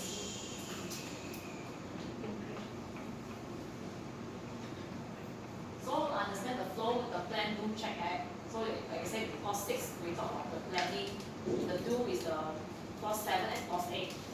Then you do checking is at clause 9. And 10 is to help improvement. So you like just do an extra improvement. The improvement use it back for planning, and then the cycle just go on plan, do, check, act. Okay, so the next one we are talking about the principles of auditing. Just a rough intro. Actually, the same as the principle of auditing is the same regardless of what ISO you are taking. So these seven points, they are also the same practice as using. In all the ISO auditing, they always use this. They stick to these 7 principles. So like the original state integrity means you take responsibility, you do your work properly. Fair presentation. So what you found during the audit, any findings you found in the audit, bring it up, because they all can contribute to the system. They may affect the system if you did not tell them. Do professional care. That means you do the judgment, do accurate judgment in your auditing. So like you see that if you see the worker is pouring the chemical instead of using the pump, then your judgment that they say is no, this is wrong. So you must tell them. Don't go and just keep quiet or just let them do it.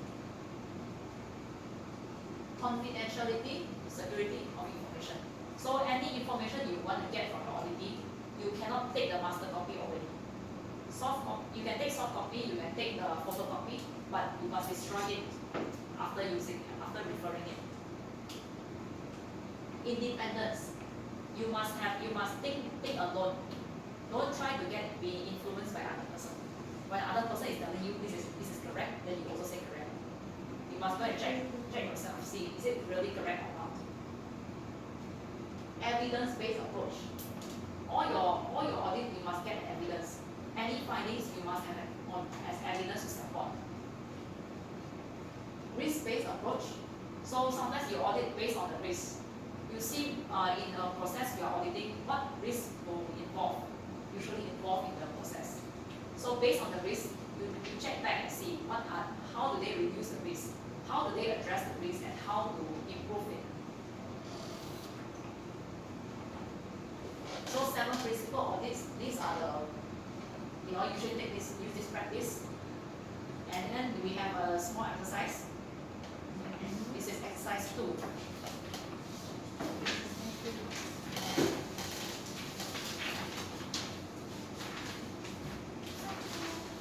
So this exercise 2 is true or false.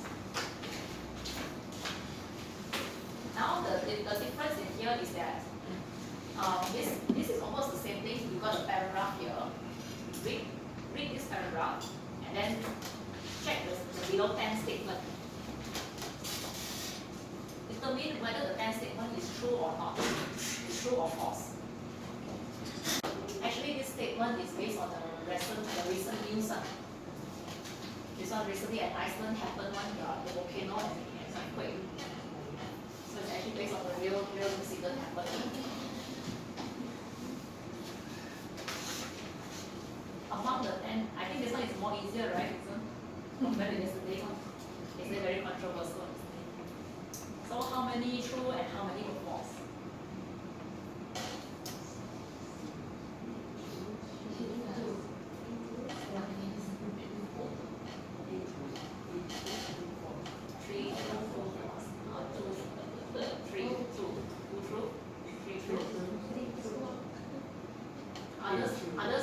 How many true we got?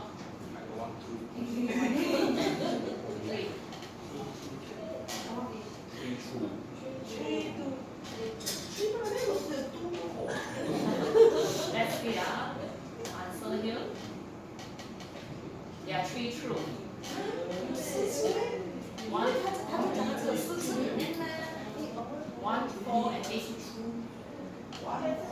eight.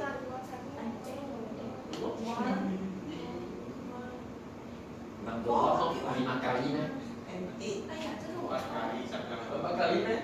You see, I actually experienced 4 volcanic eruption. 4 But volcanic eruption. another war happening on March war. Should be five, right? That should be What is five, the right?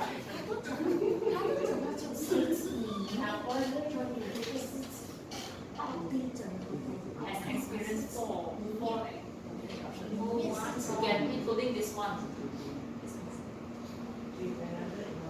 Wow, 你问几十遍这样好了。Next time I will take my son one, ask you to translate. Okay.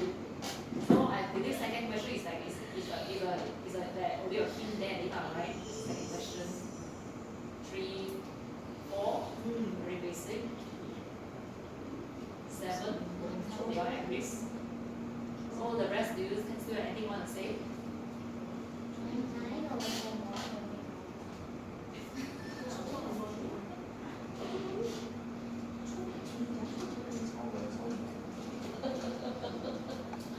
So do you still want to raise anything?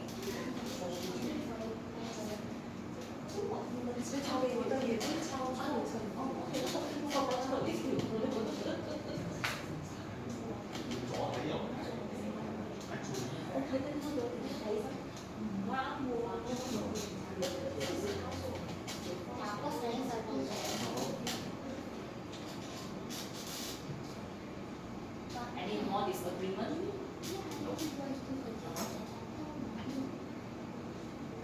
Oh, actually previously they all got another type of exercise one, but I decided to use another one. So I actually with a bit last minute went to create this exercise.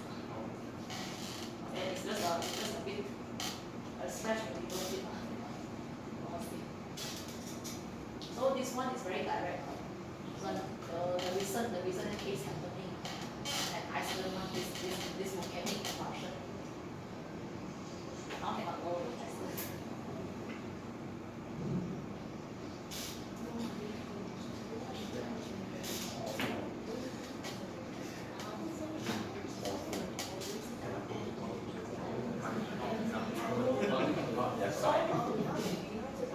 We continue? So just now we all said about these 7 principles. So the true and false inside here actually use a bit of these 7 principles. You are trying to do a judgment, use a bit of due diligence, do professional care. You try to use independence because you try to make your own thinking. Don't want to let others influence you. And of course, any evidence, you try to cross-check the statement with the message. So it's a way that you are trying to check whether there's evidence is there any evidence to show that whether that statement is true or false. So that's some of the principles of auditing and how it is actually being done in everyday work. So everyday work may also have some of these principles. Or can we turn off the lights? Or you want to go on?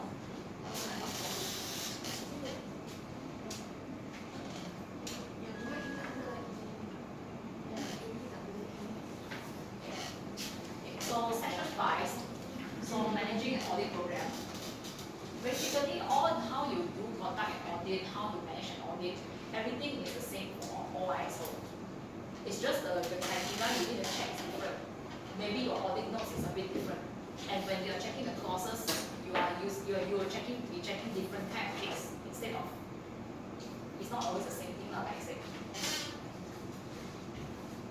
So roughly, how do you manage an audit program? Same how all the ISO audit is done. So general is you need is a general summary. So it's like a basic understanding what is your audit is going to be about. You want to understand, you want to know your audit here will be focusing on what topic of audit will be focusing. What's your topic, what's your scope, and what are the particular criteria you want to take note of as just a general. And 2, you need to establish audit program and objective. So your objective, to say you want to check ISO 14000. So make sure that your criteria is all relevant to 14000. Don't suddenly got one clause where check the quality one. So that one is a bit out of topic. That one is not with the objective. And sometimes you want to check the scope also. You say your company, maybe your company, your audit scope, you only want to check on the operation part. So you don't need to go and check the sales part. So later in your audit plan, you don't have to include sales in your audit plan. You just include the operation. And then 5.3, you need to determine and evaluate audit program risks and opportunities. So understanding your company context, you need to you not only the risks and opportunities for your 14,001, you need to include something like your compliance obligation. You need to understand what are the laws that your company apply to, and maybe what is your aspect impact, and you take note which one is the significant one, and you need to check on the significant part.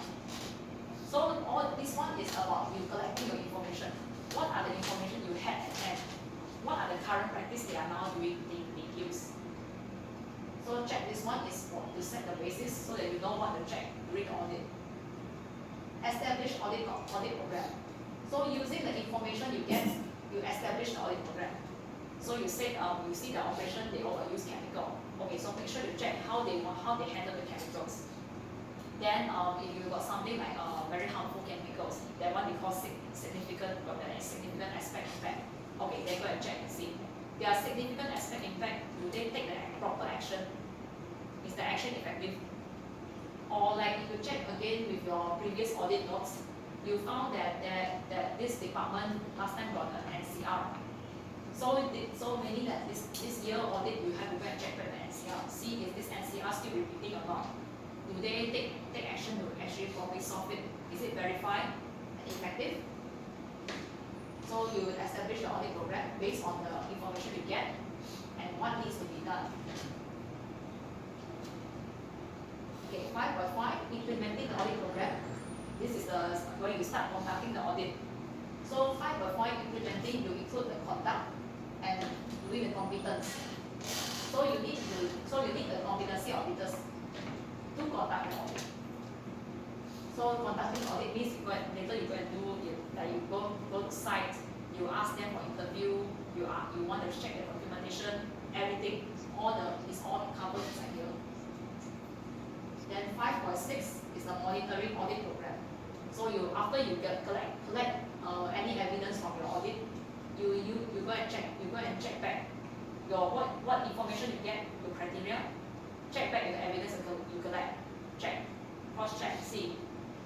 And then you want to highlight, is there any NC, any findings, any place you want improvement? Go inside here, 5.7, review and improving. So review and improving, all these things will later be a new input for 5.3. For your next audit, this information will be inside here. And then the cycle continues. So you just follow this kind of flow. You set your objective, you gather your current information, you plan the audit, you do the audit, then you go and check the audit, check your evidence and criteria, then issue any NCR or take any corrective action, will be issued next, and then check for the next time. So part 5, managing audit program, is usually just follow this flow.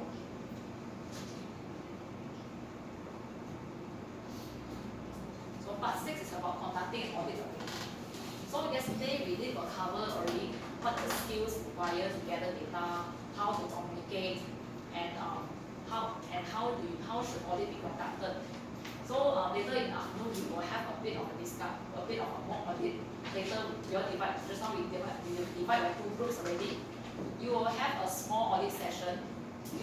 I will tell you all later on how to do this group later.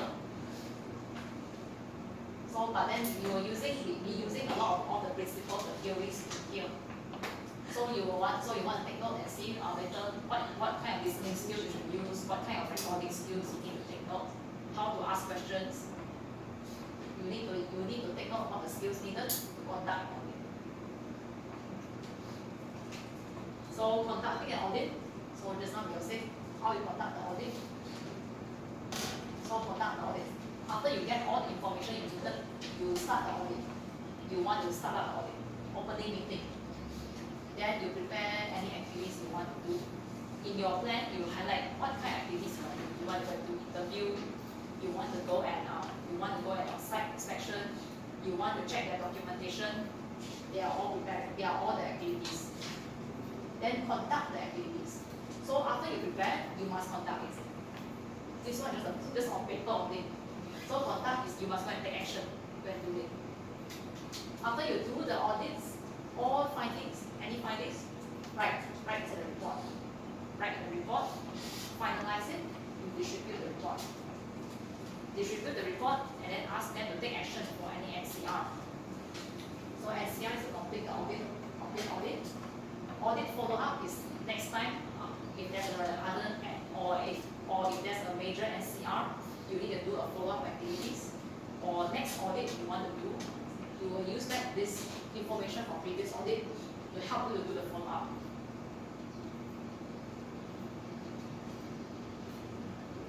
So basically, I already mentioned before, your initiating audit.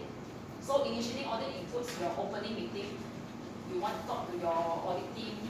You want to inform the auditees that will be involved in the audit. Let them know, we plan to do audit on this date. Are you all okay? Are you all available? And then you also want to say a scope. Maybe you want to highlight which scope you want to do. We will only audit on this section. Or we want to audit based on ISO 14001. So at least they are aware it's not 9001. They don't want to prevent 14000. So like other things, you want to establish contact with auditee. So talk with auditee a bit. You have to understand what is their situation. You can also briefly understand what is their process. Because you are the outsiders. You may not fully understand what their process is. So if you talk to them, you can understand more about their current process, current practice. So you can know what to check after that. Determining the feasibility. So again, the timing and the date of the audit is very important. Like you want to do your audit at night, is it practical enough? Or you want to do on weekend when production shut down? That one you have no sample, you cannot see the live information. You cannot see the real life result. So you have to see whether you are going to conduct the timing of the audit. Is it practical? Is it suitable or not?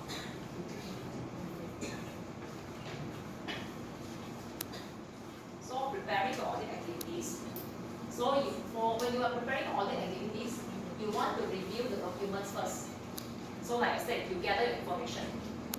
When you gather your information, you can understand what to check during the audit and what information you need to take note of. So using the information, you prepare your audit plan. So your audit plan, like what do you want to ask, what document you want to look, any evidence you want to take, any sampling you want to do. Then assign the work to the audit team. In your group of auditors, you assign the group. Maybe sometimes like 2 person in one group. One person will do the interview, will ask the interview. Another person will be in charge of recording. So you assign your work. Make sure that everyone gets the job and they are okay with it, they agree. And any documents you want to prepare to use during audit. Your checklist, your sampling plan, or your recording forms, all make sure that you prepare in advance so that they all can take it to audit. So how about your audit practice? Do you know any of these documents? For your internal audit practice, are you aware of it? You have all the, not just the senior. As the senior is not that control it. So who is document controller actually? Using it. So he also takes care of all the reports. Yes. See, this is my audit plan. So this one here they divide by the clauses. Like which auditor in charge to audit the clause for, what department is auditing, what time and what date is the audit. Then if he got delay, like maybe only the 2nd of December then we go do audit. It's okay, it's good like now. At least like sometimes the delay if it is reasonable, it's okay one. There's no reason to say it's wrong. You just need to make sure that they all do what they are supposed to do. So I believe this one is the same one. Yes, this one internal audit plan. This one is divided according to the. This one is divided according to the auditors themselves. So this one they assign each auditor what department they are coming from, and make sure they audit the department that are not relevant to them. The production guy, he will audit the management team. The store, he will audit the HR. HR audit the store, so just like that. They are not, they don't want them to audit their own departments. That will cause impartiality. Then set a plan date. So the plan date is the date you plan out, you all you agree to say, okay, yes, it can be a duration, like maybe you say you want to set 1 week. 1 week to do the audit, then it's okay also. Then the audit date means it's the actual audit. The actual time when you go and do the audit. You go and do the audit. Then verification date, sometimes if needed, is to see after you gather your audit evidence, your audit findings, you go and check back, everyone, like maybe all the auditor come back to discuss and see, okay, is this going to be an NC? Okay, I think this one not very clear yet. Can we go back to the production side to check back, see, is it really got NCR in this case? Well, maybe verification date sometimes is a bit later lah, it takes some time because they want to discuss, they want to decide whether which one is NCR and all. But roughly the main part is you need to see each auditor is assigned what department they are to take care of. That's roughly how it is.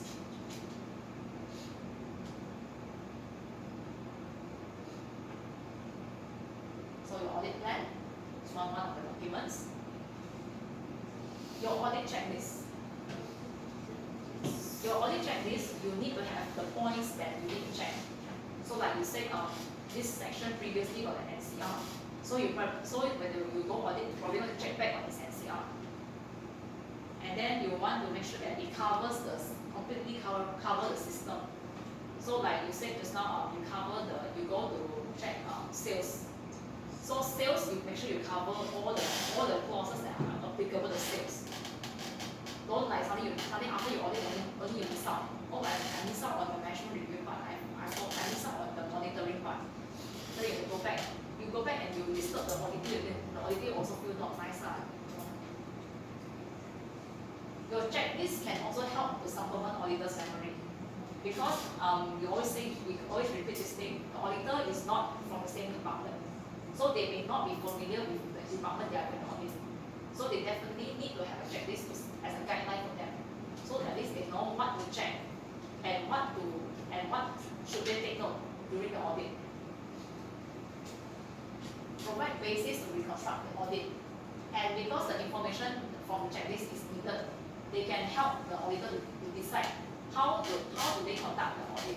Like they ask the question, maybe when they first ask the person, they want to ask something more relevant to the person related first. After that, they only go to site, they want to go and walk around the site. Then the site there, they only apply the site clauses. So they want to use the information to construct the audit, see how to walk around the area, how to ask the question, how to arrange the question. Improve auditors' efficiency. Because if you can allow the auditors to make their flow, the checklist of what to do, it will help them to, of course, if with efficiency lah. So like at least they won't miss out on the points that need to cover, or they won't they won't like suddenly get stuck, like don't know what question to ask or what thing to check. And of course, most importantly, checklist must provide consistency. Because usually your audit checklist will always be in a fixed format. The question usually is around the same one. So the fixed question can help the auditor to provide consistency. So that at least like they all at least cover all the required questions. They don't miss out on any question after that. Consistency.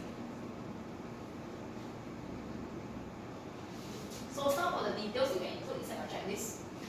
So your basic audit data, when you do your audit, who do the audits, what are the clauses that are relevant, then what are the questions to ask during the audit. Details notes is based on the findings. Like you go after you go and ask the question, you go and jot down what are the answers. You observe something at site, you write down everything right in the detailed notes. Results. Result is you determine whether is it okay or is it an NC. But of course, we all say that checklist don't prepare too much. If your checklist is 10 pages long, that one is too many for them to check. You make it brief, like maximum 3 pages, and that was enough already. They don't need too many, like 10 pages, too many things to check. Make it as simple as easy for them to understand. So one of the audit checklists you'll have here. See here, you check the item. How often is internal audit carried out? They say yes or no. Then you want evidence. See, they are shown here. This report here shows this date. So it shows that it has evidence. So like this no here, is the internal auditor qualified? And like this auditor is not known yet. So what is their plan is that they plan to do these auditors that are not yet trained, they will go send them to go train.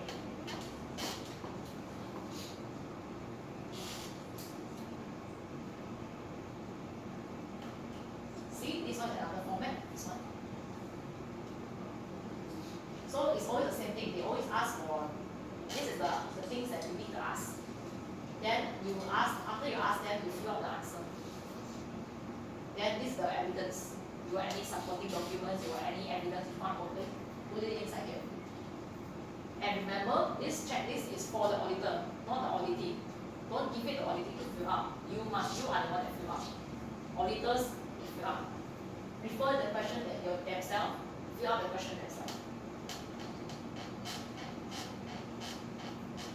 This one, another one, this one write sentences. So like the documents they will say.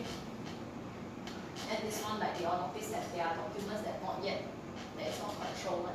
They use the old revision, they don't get the updated document. So they say the result they here say is the NCR because they did not follow the system. The rest they check.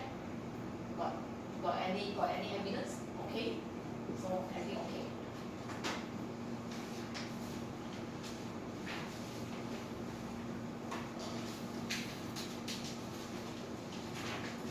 So your audit activities, you definitely want to assign the roles. All auditors understand what is your roles, what is your responsibility, and what you need to do. Understand what is needed. So like when they are telling you, okay, assign you to go and audit operation. So maybe you're not familiar with operation, but at least you try to ask them, what thing do I need to take note of during operation? So at least you know what to ask, what to prepare. And then here they say that you need their roles and responsibility. You need and then you need to conduct opening meeting. Your opening meeting.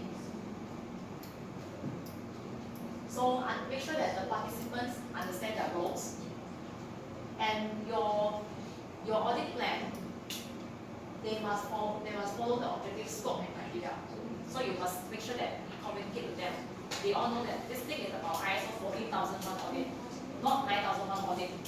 So make sure that they get the right checklist, they get the right notes, they ask the right question. Confirm the audit timetable. All the auditors agree on the timetable. You say that I want to set on this date. When you say that, oh no, today I want on that day I want to go outstation, so I cannot do. Oh, need to change the date. Check the date. See confirm the timetable. Everyone can agree one. And discuss what methods and procedure you want to use. Whether you want to go on site, you want to do Zoom audit, you want to go and you want to do interview, anything, take into consideration. How do you communicate between the audit team and audit team? So audit team, they also need to inform audit team. I want want to do audit on this week. So you maybe want to prepare.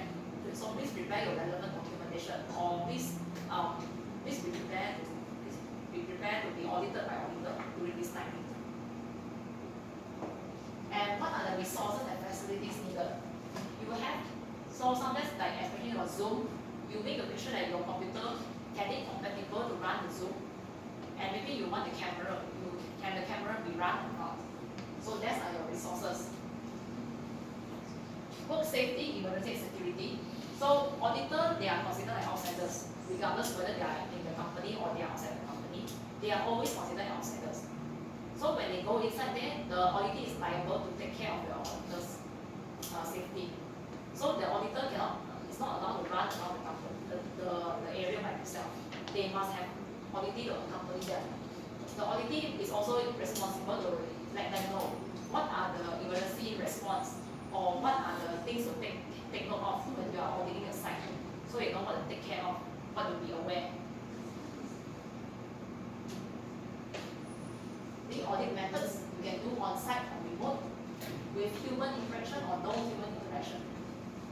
So like on site you can conduct interview, you want to do something like you ask auditor to complete a checklist. I think maybe like this one on site one, usually the customer can do it on the customer. The customer likes to send you a checklist, and then you fill out the checklist, they go return back to them. Sometimes they like to do this one.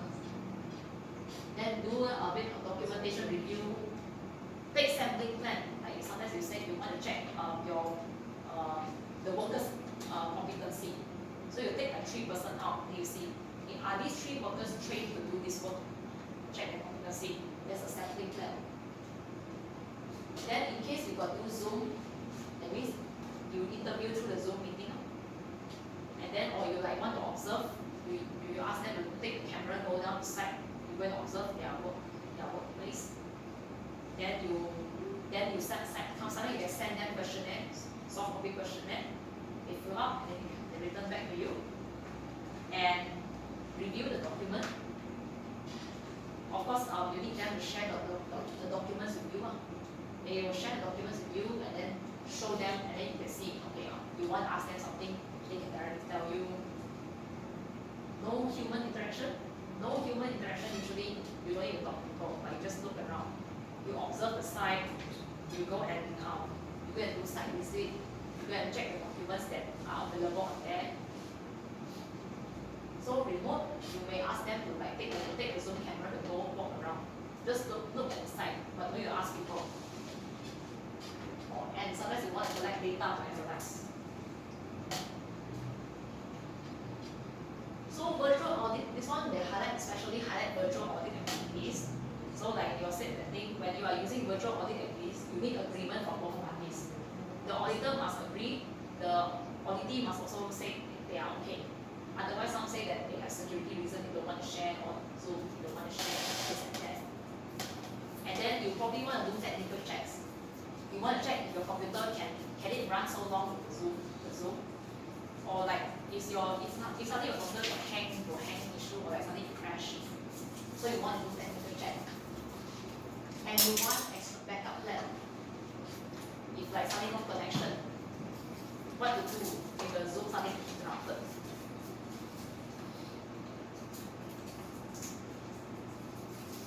And when doing on virtual audit, you must consider there is a risk that you may get hackers, risk of hackers, or sometimes your privacy data will leak, privacy data leak. Then especially when you want to go on site audit using Zoom, you want to let the auditor know what is your floor plan. That means your layout, your company layout. So at least when they all do the planning schedule, they all know that okay, you walk in a straight line. Don't go and walk back and then you turn again and then go there. Like spaghetti, like I said, don't go and walk everywhere. If you want, just walk one round and finish. Don't need to go everywhere. Then of course background noise. How can you prevent it from happening? Because background noise sometimes at the workplace can be very noisy. Anything to like prevent any disruption.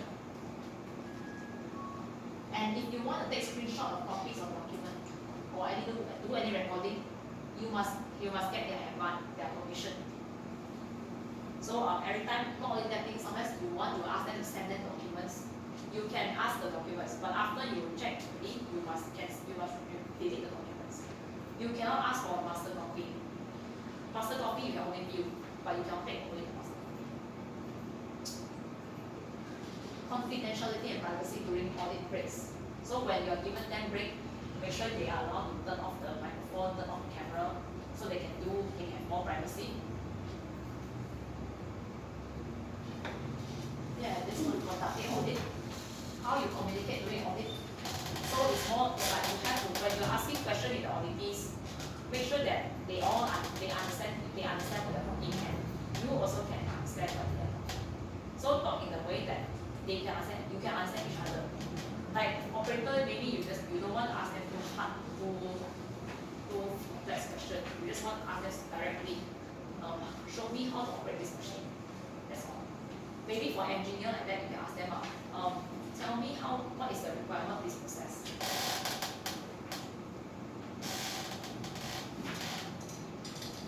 You must check whether your information is there available. That means when you're working around audit, you say that I want to see your JD, your job description. So you see that can they show up the JD? If they don't have, you may want to ask them, okay, who keeps this document? The HR, the department head, then you want to go and cross check back. And then reviewing documented information. So any like the past records, like you say previously they got emergency drill. So you want to check back, see the emergency drill do they conduct as what is planned? They conduct according to the plan date, and the performance of the emergency drill, is it good or not good? Always collect information. Any information you need to collect it, write it down. So you say, not just ask question and then end already. They ask question, they show evidence, record it down. Okay, yes, they got this document. That's good. And then it's like say, yes, they got this document, but it is incomplete. Okay, write it down also. You know what to take action after that. Then do other things like you want to do a bit sampling, or you want to verify the evidence, and check how to collect information. Whether you want to ask them, you want to interview, you want to go and observe them. Observation can only give you data. Unless you want to listen to how they do explanation, they can only give you information. Yeah, I believe this one actually yesterday you already saw it, but because this is part of the audit, it is essential to know what to do with the audit.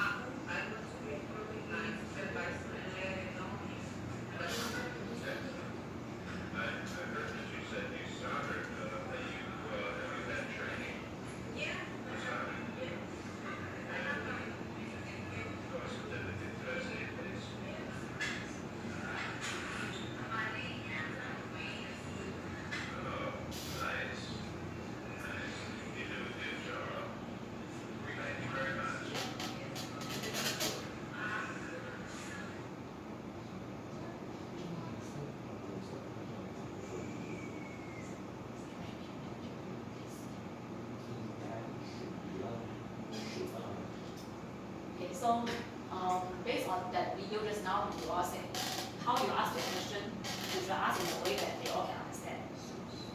Try to ask it be straightforward. Don't try to twist here and twist there. When you ask them very complicated question, don't do this thing. You try to be straightforward in your questioning, and then make sure that the auditee they can understand. When they answer, try to ask for evidence when needed. So you can check for evidence. They say, okay, I post the policy on the wall. So you can check. Oh, is it on the wall? It is. Okay, it's good. So everything, for every information you collected, check for information, check for evidence. And if like sometimes like you say the JD is not with the worker, is maybe it's like by the company, HR, whatever, you have to go and cross check back with them. That is try to get the information answer, the question answered as much as possible.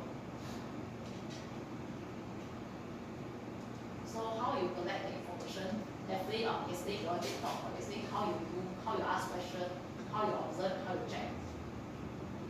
So when you ask a question, make sure that you do observe and listen properly first. After they speak finish, only then you ask question again. So don't try to interrupt this round up. Like sometimes when you try to observe something. So actually now about 12:30. Before that, sit down now and break. Okay. Actually got about half an hour before we break. So actually because later I said you will do a big group activity, you will do the conduct the mock audit. So I let you all know first. You can do some preparation first to do your audit plan. So let me tell you. So now you are in group A and group B. So you are in A and you are in B. So you first decide what is your a department or activity that is conducted in the company. Your department or activity. Okay. How do you define your department? Like you say you want to do sales, you want to audit sales department. Then your department is sales. Okay, now you are assuming that this A and B, the both of you are auditors, but then you will be auditing each other now. Each other. So like you all establish yourself, your group here, you are what department you want to be. So like group A, we have sales with the maintenance with the production. So determine one department. So your group B more Finance. ISO control. Yes. So for your group B, which department you want? For your group B, you all have HR, purchase, and sales ma. So for group A to audit group B, I think we will go to sales good. Much easier than for your group B to audit group A, right? See, you want to audit production or audit maintenance, all right? So sounds right. Is it operation? For A, Make it as production. what are your department? Production, maintenance. So A wants to be a production. Only these two departments now. Sales. Sales actually sales plus maintenance. 3%. Because maintenance is No, it's okay. If you want to use your What department? and then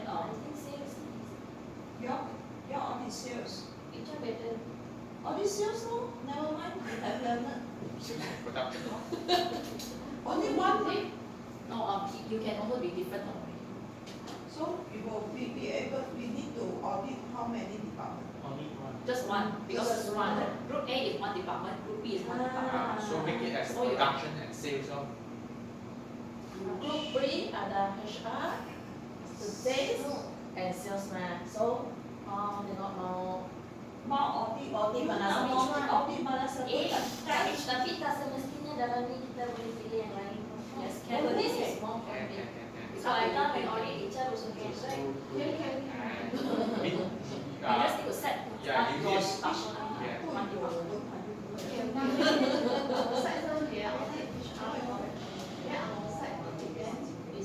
What, okay, what you all want to audit then? We want to audit sales, okay? Okay with sales? So that means group A will be sales, group A will be sales. Okay, write this response. Is that okay, sales? Maybe production.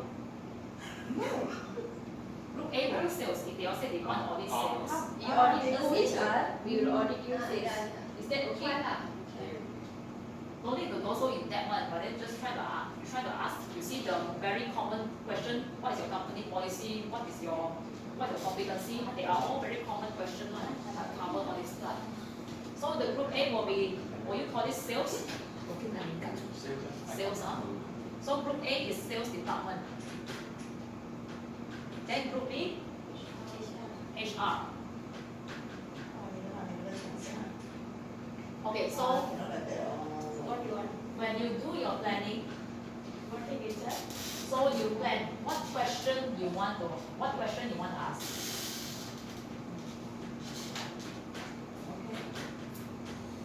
And maybe what do you want to check?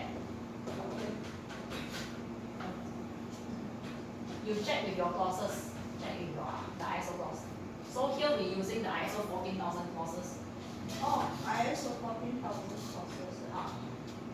So you check, so you plan and see, plan what you want to check. So later, after you create out the planning, you ask them. So remember, A will be auditing HR.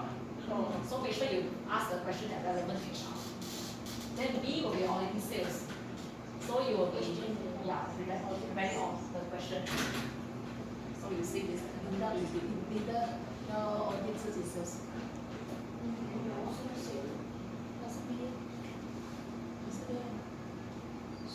So and then you maybe you just want to see like any documents or like evidence needed.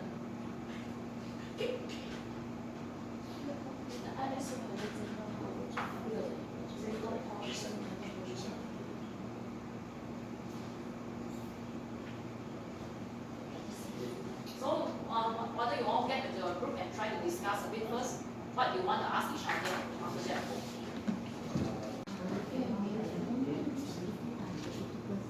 So when you ask your sales, some of the basic questions you want to know how to ask sales.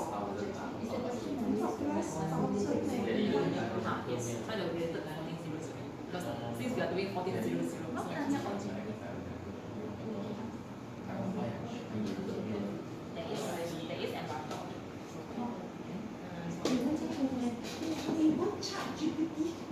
Good, you know. Find out based on business law,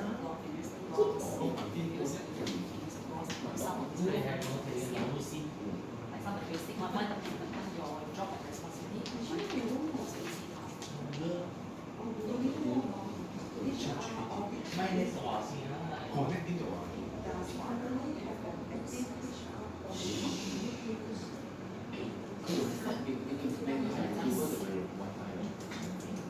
Then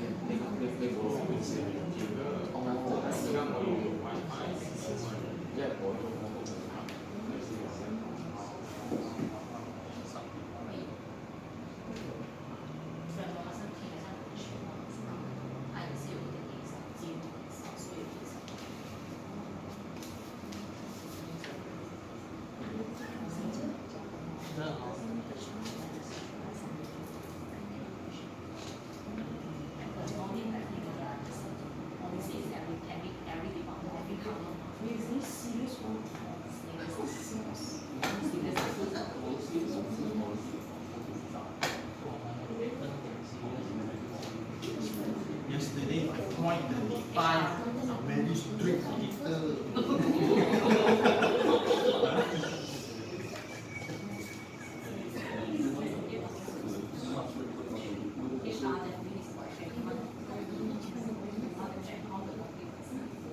You take at least any one person deal with it.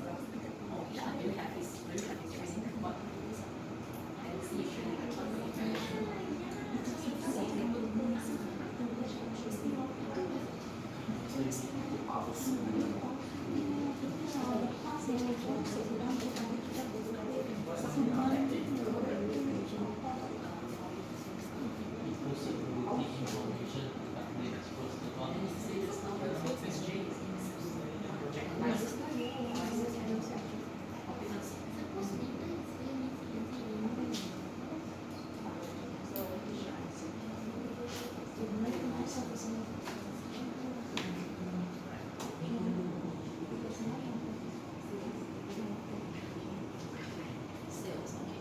sales majority is communications, customer.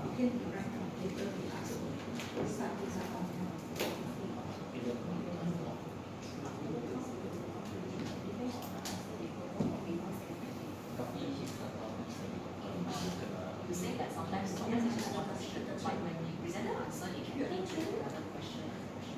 So from there you can really understand. So maybe you can say, okay, show me what are the documents to communicate with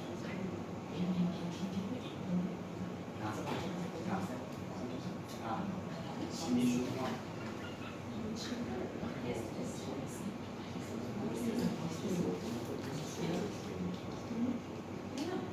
Like what things I'm search for. then sometimes maybe Just point out few are very sometimes it's not that necessarily they need to get the qualifications, but if they get awareness training also, awareness of safety or something emergency handling.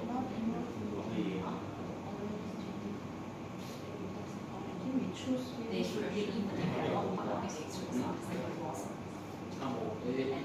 need to know the emergency, like at least after the web is like ask them, do you know what's do you know where to run the emergency? It's not what to ask you. With the fire, what do you know how to use the fire solution?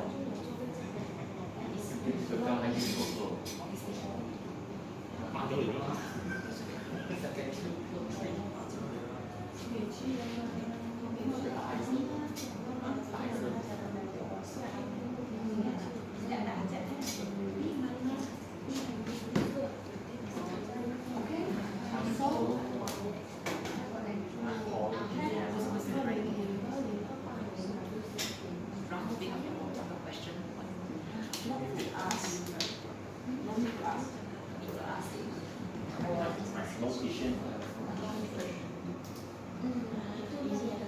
emergency guidance in case of fire, what to do? Or betul ke? Jika itu orang pengsan mau buat apa? CPR but nobody teach me what. Nah, siapa nak buat? Oh you analyze it all. Dia pun ada. Kenapa tak boleh? Kena kirim license surat expired.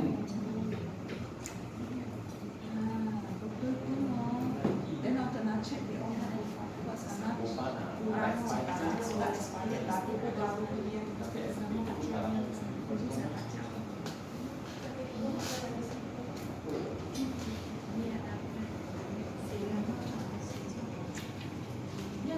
Get audit the safety one. We are just put aside the medicine, right? The medicine inside there already empty. Empty box kosong ya. Kosong punya, cuma bubur dan medicine. Okay.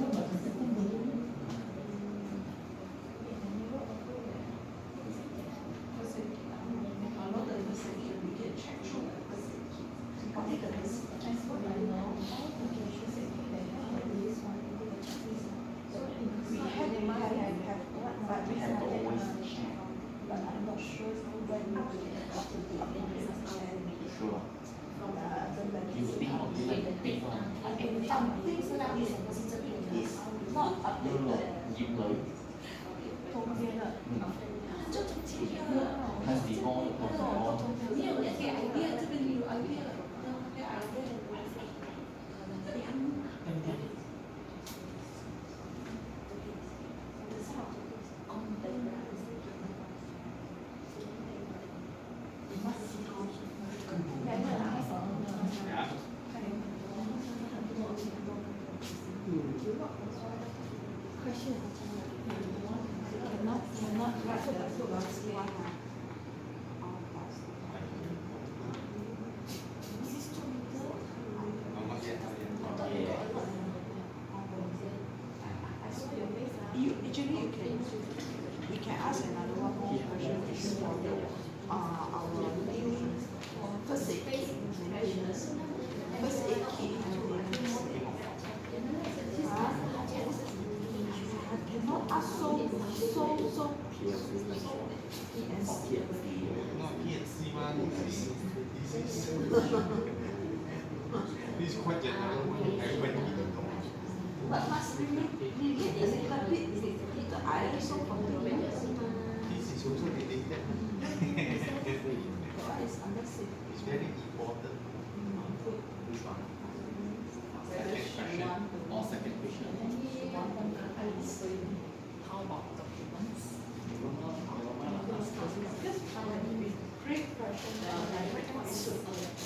They should have a checklist or else they should have a document. Still, I said more actually there's no documents.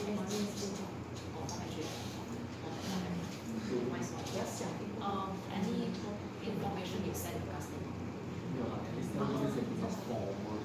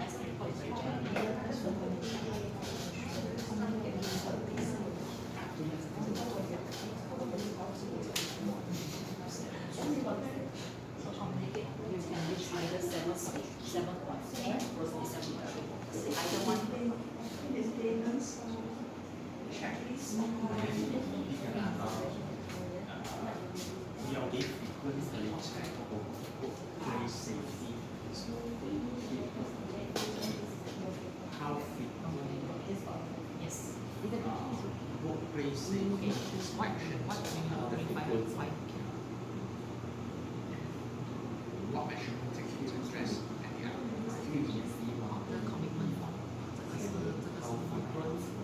how frequent workplace safety inspection. This one is for the supplier.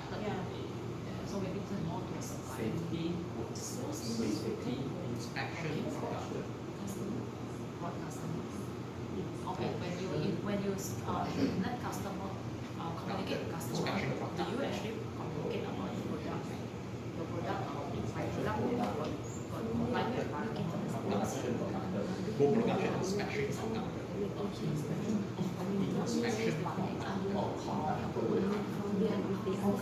This is really conduct equals safety. Actually, this one is same as communication. About the same idea. What measurement? What measurement? What measurement taken to address to identify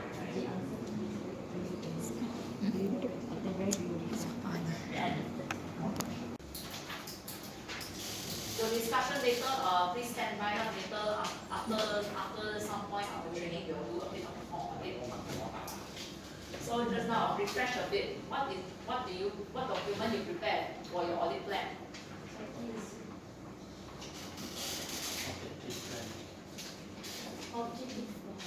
Objective, okay, yes. You define what is the criteria to audit. So all the important document, when during the audit, what you want to prepare? Checklist. Then checklist definitely comes with something else.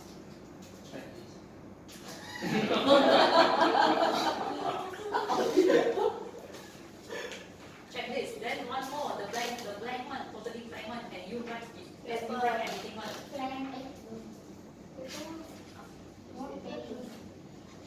Audit note. Where's the audit note? Audit note for you to write all your findings. Yes.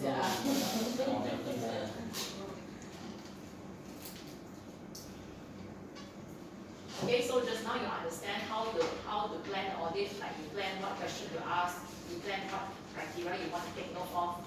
So later on we will continue with how do you conduct audit.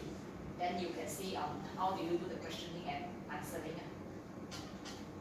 So next part, definitely when you are collecting information, we use this triangle. You have to usually you ask the question, then you observe sometimes you observe how they do the work, or sometimes they demo to you how the work is done. Then sometimes if they got explanation, listen. Then it continues. The triangle keep going on. Sometimes and also you ask question, you listen to them first, then you observe. They can also work anyway. So definitely, when you are doing your style of questioning, you can ask a lot of questions. Like you see the close end one, they say, purchase order approved by purchasing officer. So this one is yes or no only. Close end. There's no other answer to it. Then open end. Please explain your purchasing process. This one is very long one. It's not just yes, no can explain anymore. You need to ask them to take, like maybe explain A to B again. Then for leading question is like a series of questions. You ask starting from this point. Have you gone through your training? Then if they say yes, then you go to the next one. Please show me your training record. Then show. Then okay, let's see what you understand about this training. This is a leading question. You ask one by one. Then multiple question. There is a question that can have more than one answer. Like this one, taken breakfast and done exercise. Exercise and breakfast are two different methods. So if they answer, there's two different subjects. Okay. In here, there is this video. It talks about they are discussing about national service. So how do he do the leading question? Well, the party had an opinion from that. It seems all the voters are in favour of bringing back national service. Well, I have another opinion settled down, showing the voters are against bringing back national service. We can't be for it, I'll get you second out there. Have you run in today? Yes, well, not me actually, my house. Oh, I see what you mean. It's nice young lady hands on to you. Obviously, you want to create a good impression. You don't want to look at fool, do you? Because then she starts asking you some questions. Mr. Blair, are you worried about the number of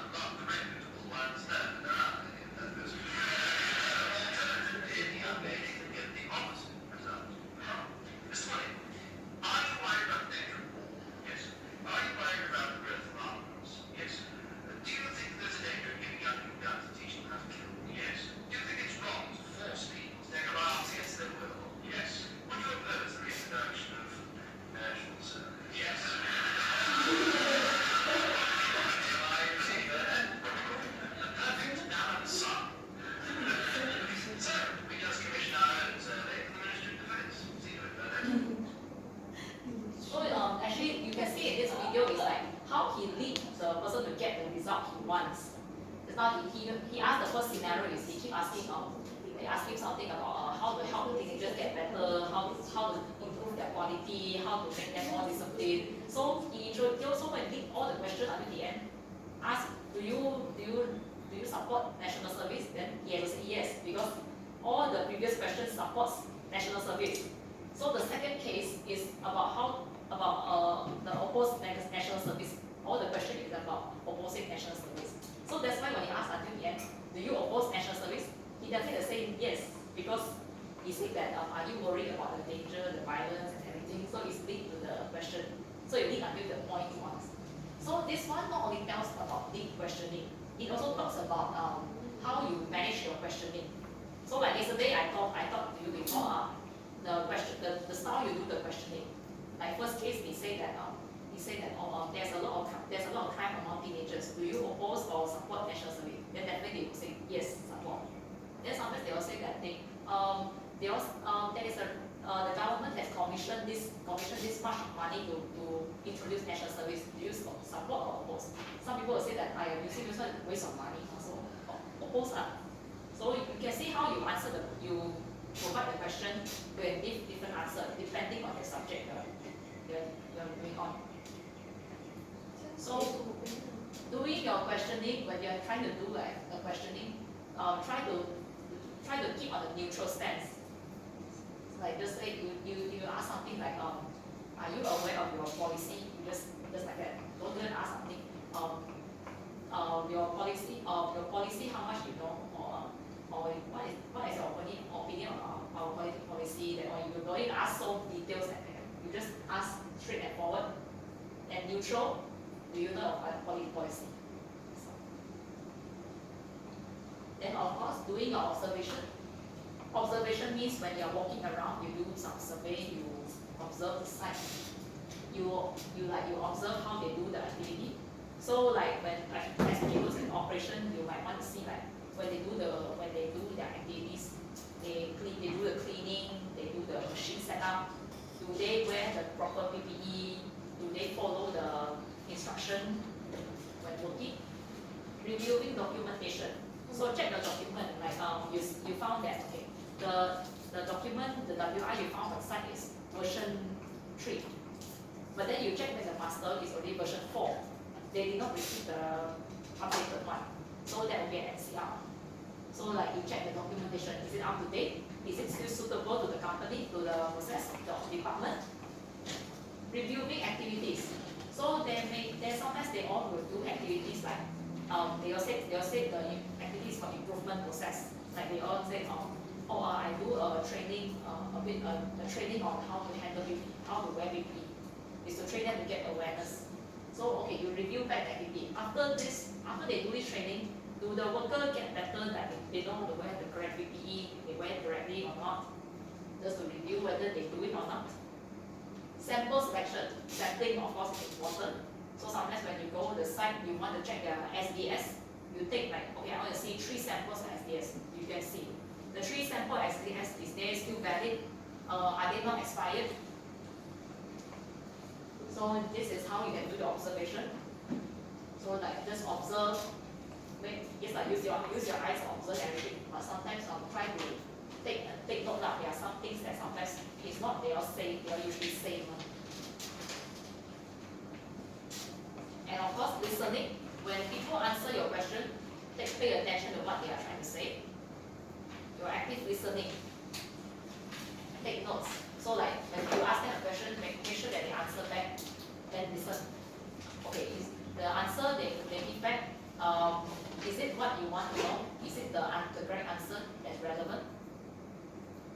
Then eye contact. Of course, eye contact is for the sake of it's for politeness, because of politeness. Paraphrase. So paraphrase, if you are talking, depending on the auditing you are talking to, you might want to use the right sentence, the right wording. So if you are talking to operator, you definitely want to use the simple sentences. If you are talking to the top management, you can use a more complex question. Listen between sentences. So in case you got something like he's trying to explain something, then suddenly there's something you don't understand.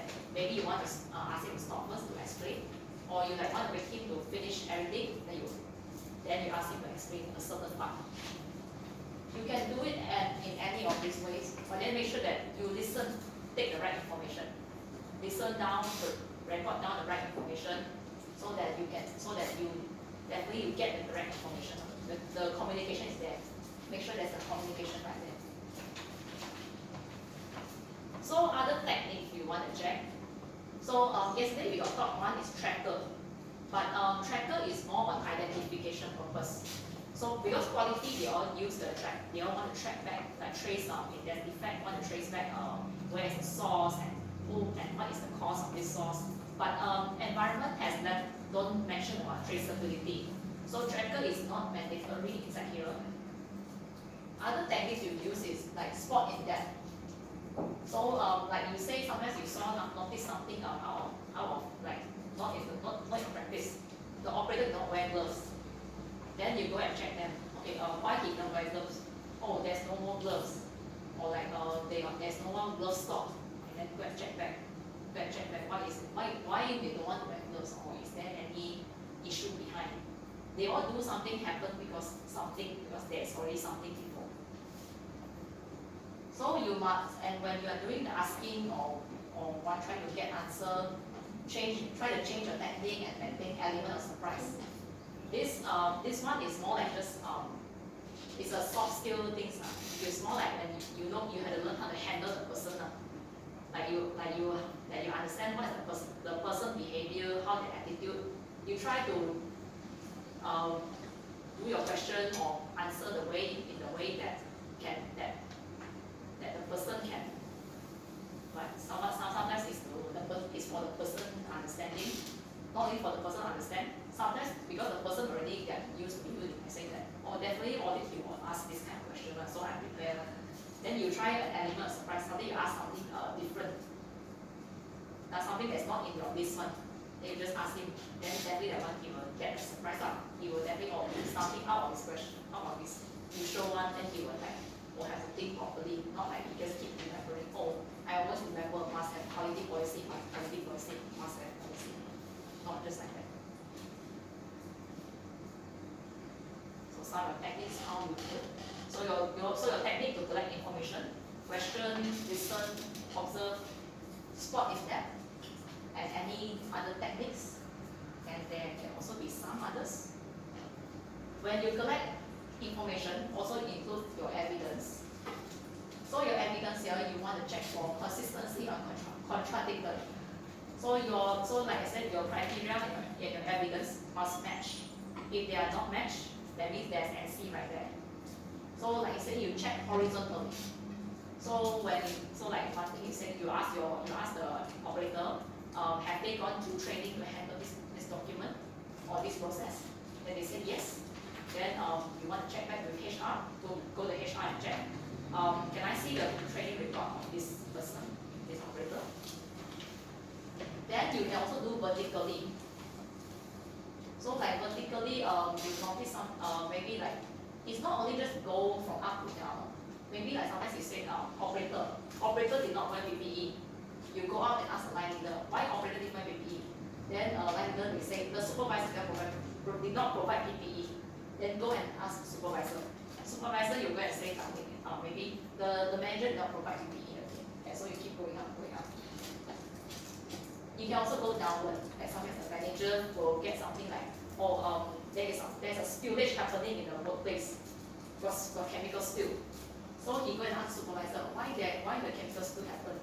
Supervisor will go and ask the line leader, what happened during the production? Then go and ask the operator that may be related to the job. What happened during the spill?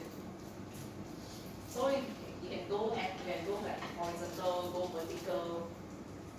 It's the nature of the question itself, nature of the question, nature of the answer. So it's like you see like where can it go, which direction to take. So sometimes they may give some connection. My document is with that other person. My document is with the boss. Then that's why we have to go cross check them. Always check until you can get the answer. Until everything is settled. Don't just say like, the document is with the HR and then you must see the evidence. So this one, the process approach audit, we yesterday also mentioned about this one. Okay, we say that definitely there's a process right there. So in the process audit, they definitely focus on output first. Input come last. The process, it has the output. The main part is the output. Then what are the things that help support the process? The material, the skills, the procedure, and any measurement that's needed. And finally, what is the input that help create this process? So this one did a brief explanation. So like yesterday also said about one of the company process. So when you do the process, there is always a lot of things that take into factor. You want to consider whether your machine, what type of your machine, is your system is good condition. You check your resources. Number 4, check the resources. Your resources include your material. Maybe your people, are they trained? Do they have the skill to do the work? 5, you see the link process, the procedure. What are the procedures that is used or the guideline that is used when running this process? 6, what is how to measure process effectiveness? Okay, I do this product and then after that come out. How to know that my product is good, can meet the requirement. So you need to see how effective is your process. And finally, definitely you have an input. What is the input that help this process?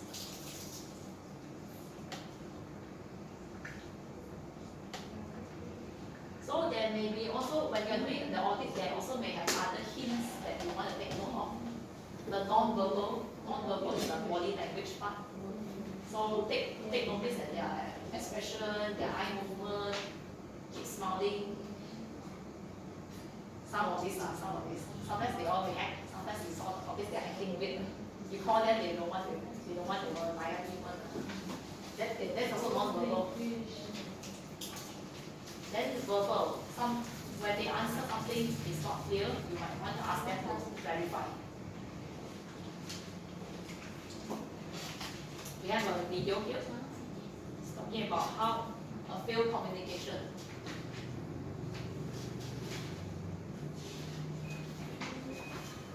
Wait, let me make this one.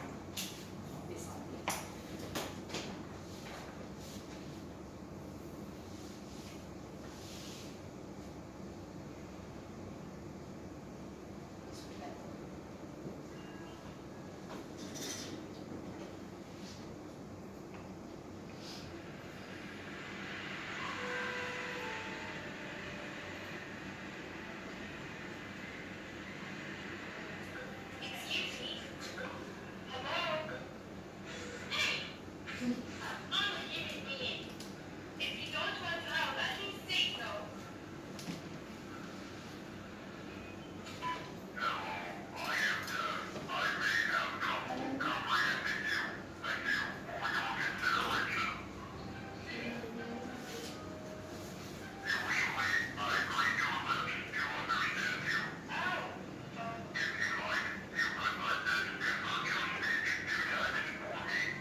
Okay.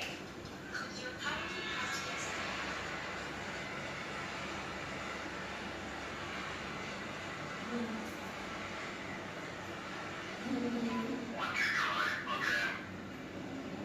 Attention passengers. All is well. Thank you. Power shutting down.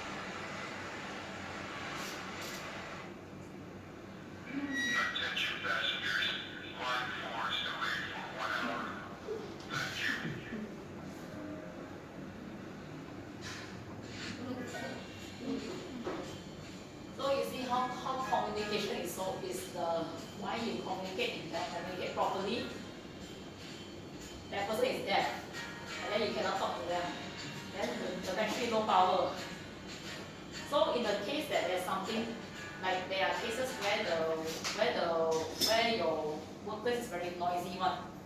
You want to talk to them, it's very hard for them to understand sometimes. Maybe you want to take them to somewhere away from the noisy place, it's better to talk to them. Or you want to like maybe prepare, just write the question down so that them can just see the question and the answer. So always think of a backup communication.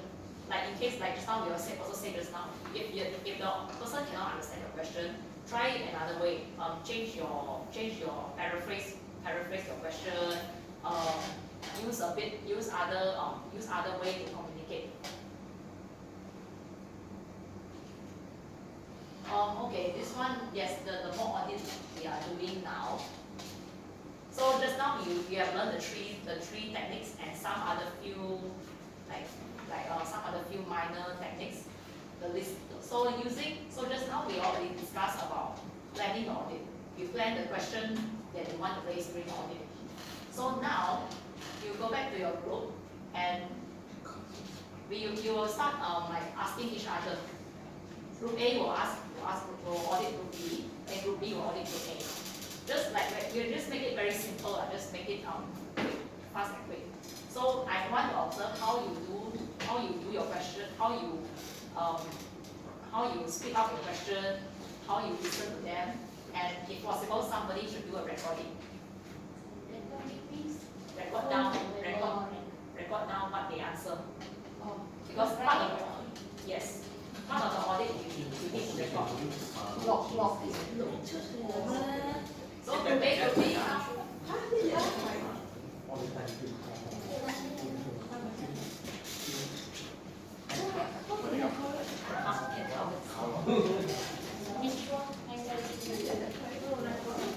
Satu orang satu. Ini ada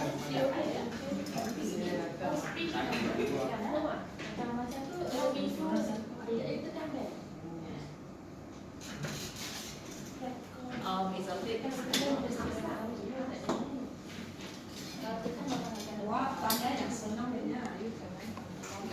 Okay, let's just like spend like 10 minutes doing this session back there.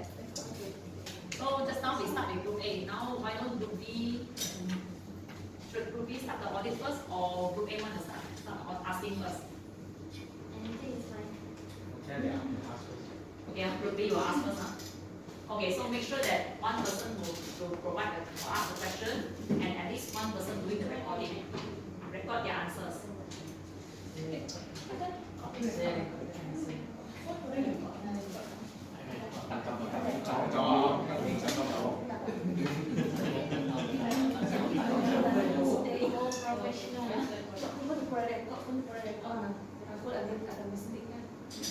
Oh, okay. Okay, where's your question? You want to ask? So, you want me to ask you?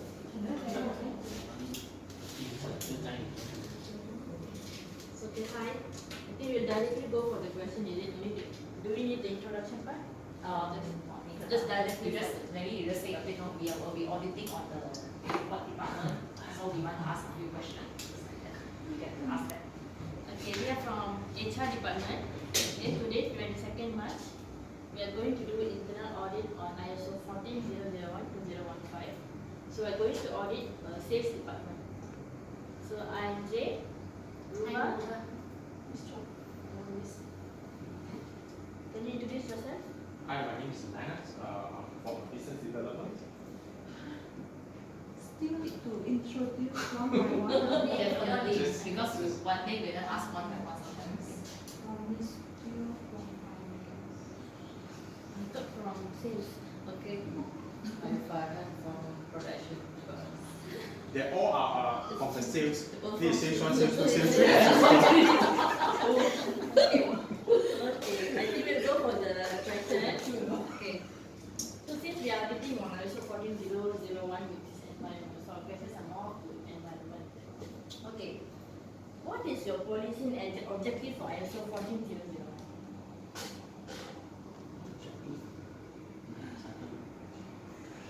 Which is related to sales, of course, for your department.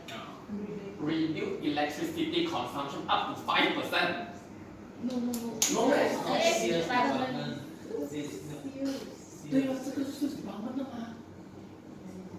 It's actually applicable. Everyone actually applicable to the electricity. Okay.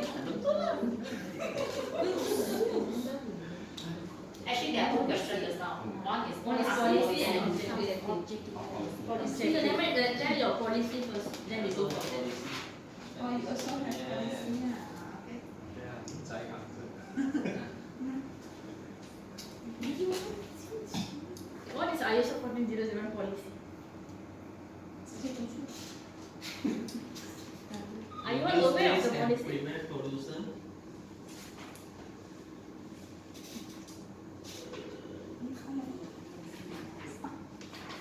Communicate environment awareness to customer and supplier. How many policies do you have? Five. Which policy do you think is relevant to your department? Communicate environment awareness to customer and supplier. May I know the objective related to that policy? That communicate environmental awareness?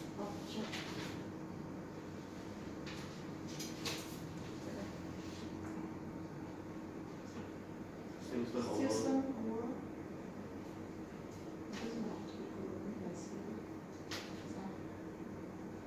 Up to 10%.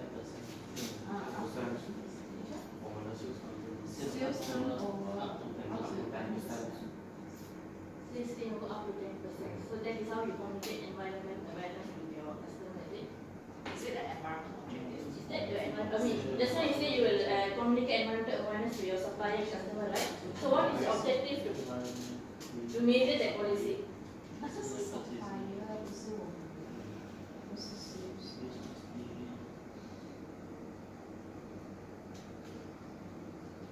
I understand your policy, but how do you measure that policy? What is your objective related to the policy?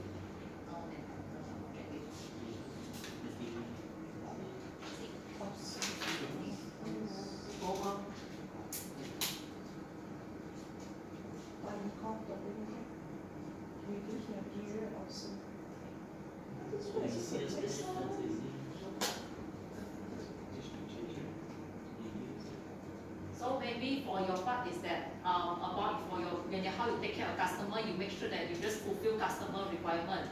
Is that right? Like you follow the customer requirement. Objective don't have. Don't ask, don't have one very hard. They will still ask one because even if you don't have, because sometimes it's part of nature also. Like you make sure that you can fulfill customer requirement in terms of environment. That is also part of the job sometimes. Do you communicate environmental awareness to your customers? Sorry? Do you communicate environmental awareness to your customers? Definitely when we promote our items, so we actually just depends on each of the customer requirements. Some of them they have like from the Europe side, they might have some requirements on certain of the materials that we're using. We need to have some certificate to prove that the material is actually a friendly environment. Yeah. So we need to prove that with the certificate that our product is actually suitable for them, for the we meet their criteria. Understand. Yeah. So maybe for like his answer, sometimes if the real case is you can let him show the email or anything like show he got submit this documentation for the customer As evidence. Yes, that's one of the evidence. Okay, continue. Okay. Let's say there is an emergency, you have a fire. What do you do? What do you do when there is fire?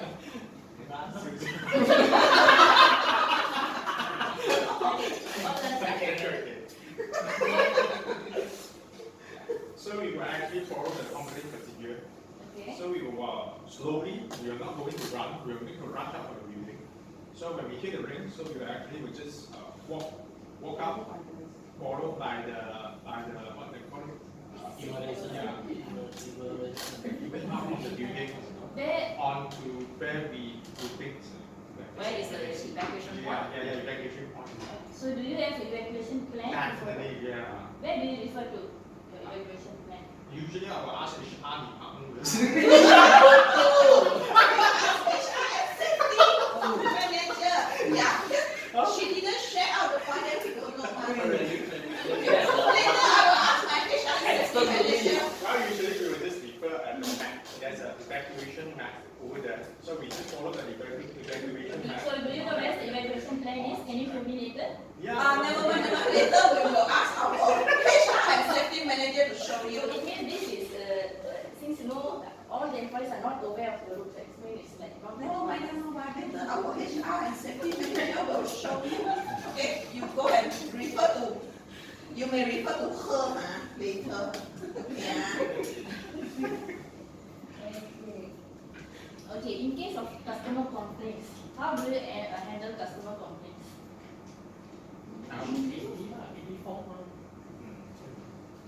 So we will actually we do some customer survey, and we actually we have prepared a form actually in a soft copy. Usually we will just after the whole purchase, after the whole order thing, so we will send over the form. I mean it's a feedback form. So we want to know how's their feedback. From the feedback we did, of course we ask them honest questions like if they have a complaint on that or if they're really satisfied on the product itself. So from there maybe we can we will judge on it. So can I see the form later? Definitely, of course. Okay, so we go for the last question. Are you aware of ROSH? Restriction of orders and stuff.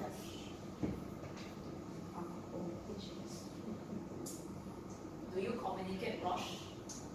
Yeah, definitely. Since we, like I say, since we have, I mean, we do have some customer from the Europe side. They have a request on a certain sort of like, again, to certify that our product is environment friendly. Of course, also we do, yes. So what is the, how do you, I mean, do you have any emails or do you have evidence for that? Yeah, we actually provide a certificate to them.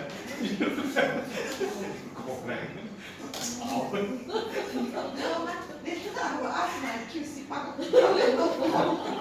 But if you really need, yeah, you really need the documents that we can actually prove it to you. Yes, every of the questions have been evidence.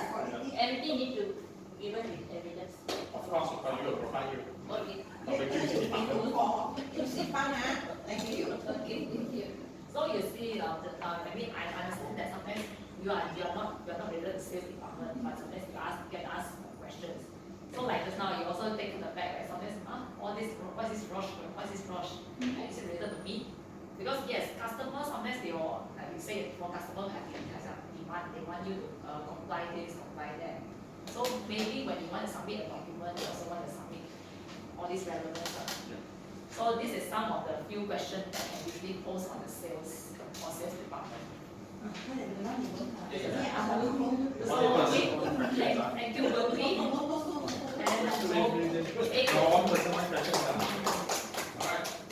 Yes, we are from sales department, so now we are coming over to doing some audit on your HR side.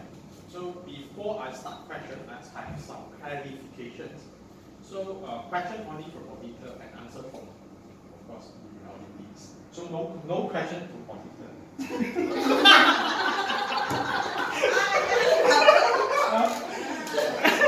But you must know that an auditor has the right to ask for clarification from you. I don't understand this one. Can you explain to me? That's why I made a first clarification first, so that we will then answer for you. So okay, my name is Leonard. So yeah, this is my group. So yeah, introduce yourself.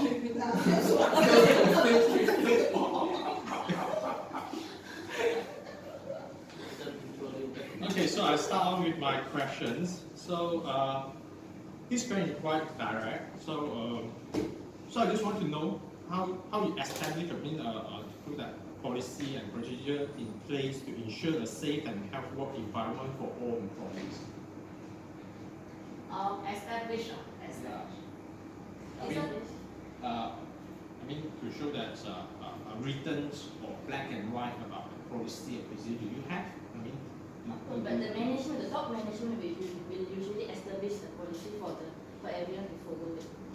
And we do have a written policy, objective and procedure, including safety procedure and policy. So do you think that all employees are aware of that? Yes, yes, of course. How are you actually to know that the employee is actually aware of the policy and procedure? We do have a training awareness.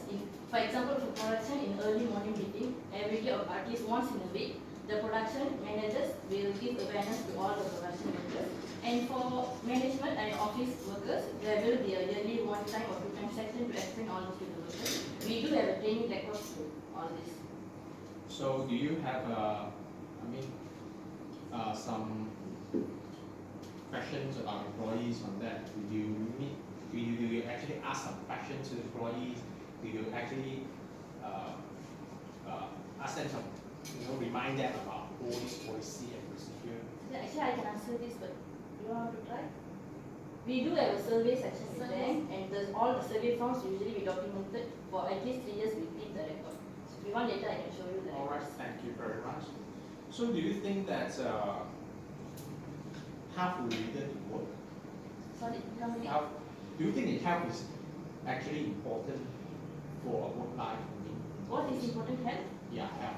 Yes, of course. Health is important. That is why we are having the SAC committee also in this management. So do you think that mind stress is related to health? It's one of the factors affecting you. If you are asking opinion of the workers, yes, it will be that. When nothing of these are documented, this is like a more to opinion question. So you actually affected work, right? Supposedly, I believe. So my question here is that how does the company promote work-life balance and employee well-being? Actually, I can answer. You want me to answer all the questions? Yes.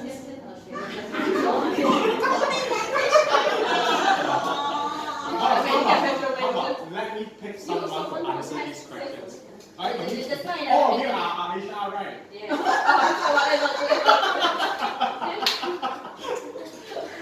Okay.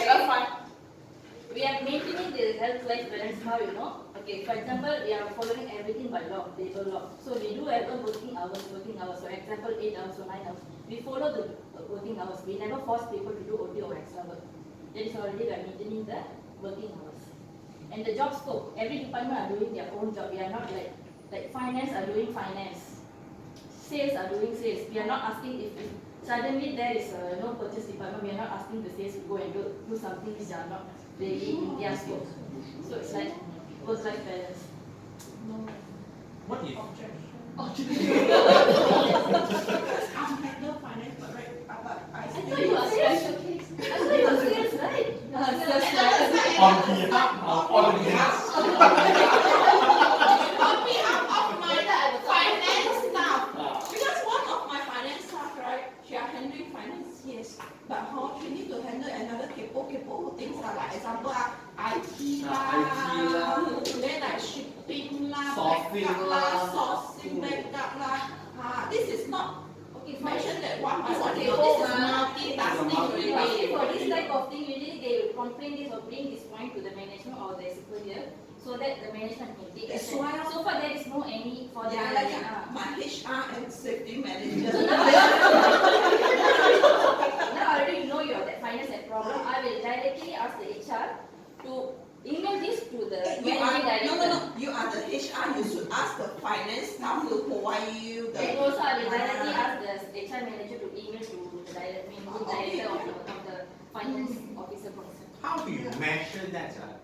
How do you measure the work-life balance for the employees? Yes, of course, you have the procedures, everything that work 8 hours a day, but sometimes still, for the 8 hours, there might be overload of the work, there might have some mental stress on that. And how do you measure that every employee itself is actually not stressed? I can come up with an answer, but I just have one clarification. How is this related to ISO 14001? It's environment. So that's why it's actually Okay, working place environment. yes. Yes. If not later ask your HR and safety manager come to us. Sorry for the How do you make sure that yes, the data Jialat leh. Okay. Okay. As I said just now, we are having the working hours. We do provide lunch break 1 hour. And we usually see for if any complaints, we have the counseling section and all that. So far as I concerned, there is no any issue in the HR. No one has ever come to HR to complain that they are having this mental problem, they cannot cope up with work. No any complaints so far. So I guess that this workplace is actually stable. The environment is good enough so that we don't have any complaints so far. Not only 1 hour break, morning break and night break also. Sometimes they are taking break. There is no restriction of not eating in the workplace or not going out. We have a restriction from to go to the toilet break. Not like that. It's like flexible. You can go to toilet whenever you want. You can answer your calls whenever you want. There is a need that we are providing flexibility in all that. And work. Eat at work, eat by your seat. Then the smokers they can go down. Go down. Yeah. Anything else?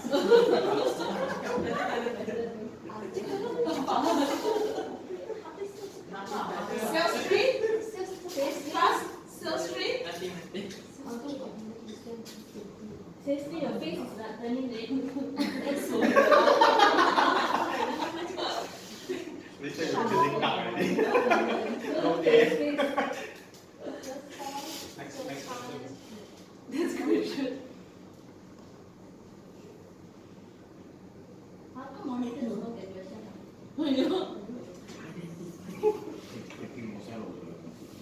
Clarification, ah? Clarification. Clarification. 3 more minutes. Oh, pass. Last sales team, 3 more minutes. That's all. That's all.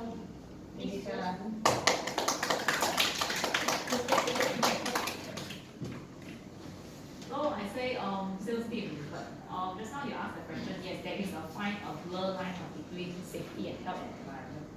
It sounds like some of the question is more lean towards 45,000. I have to admit that thing. It's safety and health. So like sometimes you talk about the workplace, work-life balance, all that, that one is more lean towards safety and health. Because safety and health is more like it take care of the person. 14,000 it cares more about the environment. So and just now the first question you asked, if you can ask it more directly, like just now you ask very long sentence, like maybe they also get confused, right? Yes, Find it very establishment of the. So, but then like they all say establish, like how the person to establish the policy is not HR, it's the management. Then, so the only thing you can say is that how do HR communicate the policy?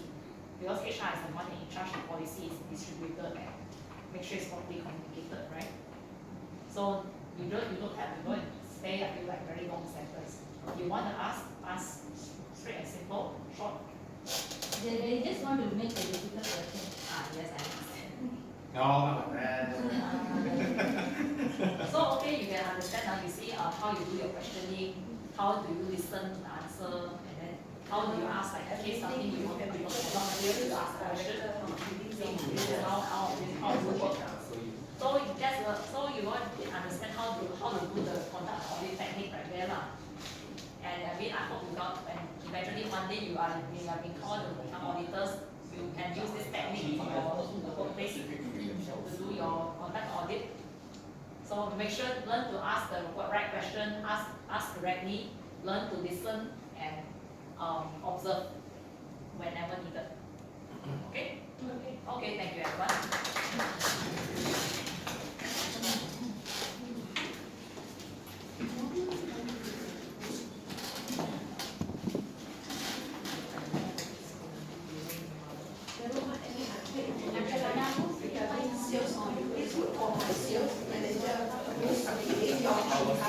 Okay, or my sales director, Mr. Everything else one I never need to find. And I look for my and also that's a My sales director willing to answer. Okay, so now you understand now you read the audit is audit you have to do the planning, so you just now you plan the question, what question to ask, what are the clauses that are relevant to their department, and then you have to know how to ask your question properly. How to ask your question properly so that the auditee understand and how to answer. And then every time when they give a question, when they give an answer, ask for evidence. The evidence record down. So like you're saying, so record it down. You need to use that for cross-check purpose.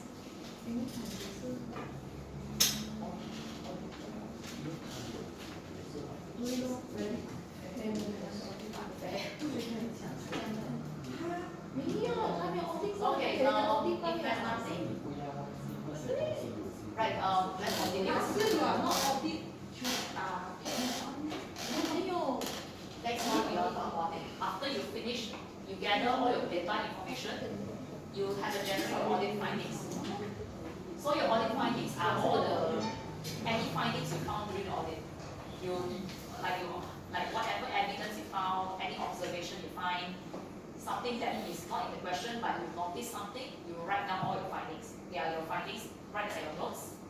So your audit, so all your evidence, you need to evaluate against the criteria. So usually you evaluate the criteria and your evidence, and then that generate out audit finding.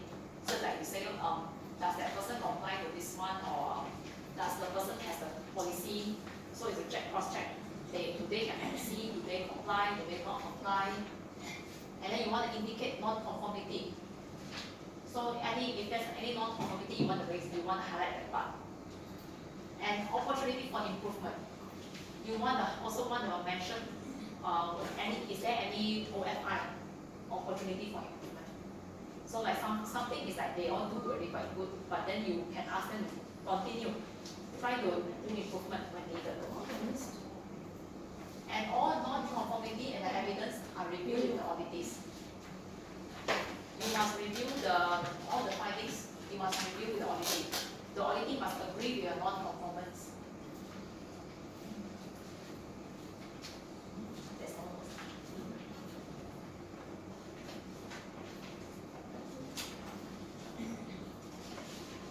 So how you determine the non-conformance?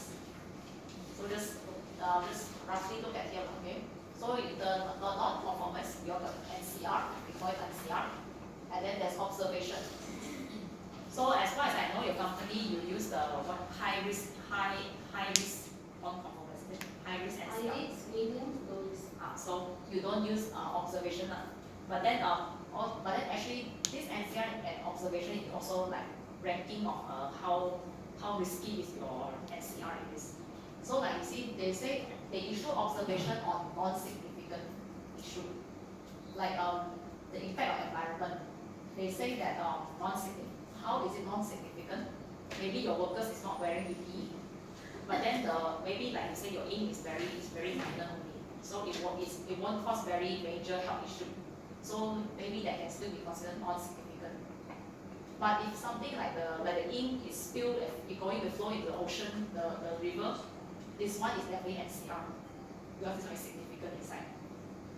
So you can see that in terms of NCR, all those are more serious issue. Like maybe the complaint you may get the DOE may issue notice to you, or like something that an issue that will go out to the customer. Outside people will notice this issue. It will become an outside complaint. Then maybe the complaint is an internal issue. It's just a minor one. And of course, in terms of urgency, NCR you need to take immediate action.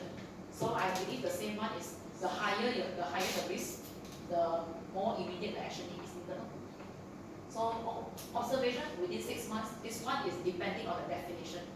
Sometimes depending on the certification body, they have different definition on how long you can take to reply this NCR. So maybe your company has your own policy, I say maybe your minor NCR can take half month, 6 months to settle. Then it's still okay. But for something like high risk NCR, you want to take it immediately, 2 weeks, we take it. So actions for NCR, you need not only correction and corrective action, you also need to identify root cause. That's for some like minor issue, maybe you just need correction only. how you decide whether is it an NCR or BS. So frequency, repetitive. Those that are, if you can keep noticing if the issue keep repeating, that are considered NCR. And if it only happened once, like maybe 10 times only happened one time, you can still consider it a minor issue if it's not significant. So there are some like case number related to frequency also. Standards, what are the standards? If the NCR that's related to the EMS standard, some is very minor standard, not major issue. So I understand this one is also based on your judgment. When you are doing this thing, it's based on your judgment. You decide that whether is the issue, is it a very big issue or is it a small issue? So like how you determine high, medium, low. So you also want to evaluate what are the consequences if this NCR continues. Is it very bad or is it just a minor issue? So from there you do the ranking. So that's how you do the decision, your judgment when you are trying to plan the NCR rating. Okay, so this one like one of the SOP. So just now actually one of the audit got mentioned. The SOP in master copy is revision 4. But the control copy is just revision 3. So what they do, correction, that means immediate action, what immediate action they take, they update the control copy and give it to the QA. And after they do the correction, they go and try to find the root cause. Why the QA still receive the old, did not receive the new copy? So they say, oh, because the QA is not in the distribution list, that's why he did not receive the new copy. And finally, they all do the corrective action. So they want to include the QA manager in the distribution list. So next time when you want to distribute new document, make sure the QA will receive this document. So the same thing like this one, the non-conformist, you need to do correction, it means immediate action and take action immediately. Don't let the thing keep on happening. The root cause, why this thing can happen. Your corrective action is a permanent action. A change to your system to make sure that this thing won't happen again. So after the auditee answer all this thing, the auditor they will have to do verification. See, they all check. Is the SOP updated? And in the distribution list, is the QA manager is included? So if everything is done, then you can close and consider satisfactory. But if you think that there's still things that can still improve, like you still want to keep it open, like sometimes they take longer time to soften, you want to install something, they will take time. You might want to let it will be open for like quite a while, maybe a few months, because you can set up the machine, want to send them out to external training, that all takes some time. So roughly how you write on this thing. So definitely only the blue color part is written by the auditee. It's the auditee that's written. The rest are written by the auditor.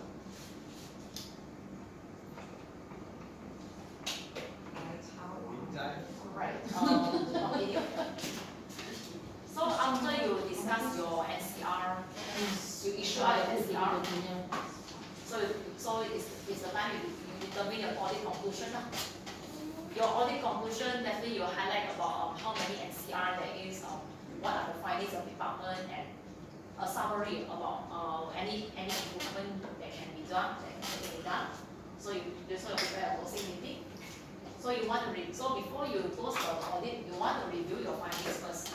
Review your audit findings and the audit objective. Is it fulfill your objective? And all the auditors, they must agree on the conclusion. Okay, we got 3 NCR. Okay, then everyone agree. The auditee must also get agreement with them. They must sign the agreement, say, I accept this NCR. And you prepare recommendation. So if there's any need for any improvement, help the auditee to do the improvement, do recommendation. And during the closing meeting, audit team leader will chair the closing meeting and present all your findings and conclusion. Attendance must also be recorded. If there is any difference of opinion, like just now you said, the one auditor say one open OBS, one auditor open NCR. So you might want to discussion a bit, allow them to discuss each other. Which one is better, and the team leader will then decide. Is it which one is better, and they need to to provide a reason why you support this guy, this person's opinion. So anything, if like there's other extra opinion, like something is a bit very different from outside of the audit, you want to record it down. And of course, recommendation for improvement. Always, this one always have a recommendation if needed. So you must, after you close the meeting, you finish writing a report. So you must distribute your audit report. Your audit report covers all these items: the objective, the scope, the team, who are the participants, where is it conducted, what is the audit criteria used to define, what's the finding, and what are the conclusions. So like what's the audit report over here? So just now I highlight, see the date, what is the objective they done, the scope, what are the findings, and finding conclusion. Everyone agree, and then everyone cooperative, and if we are able to achieve the company policy. So this is like a guideline, a rough outline of the whole audit process.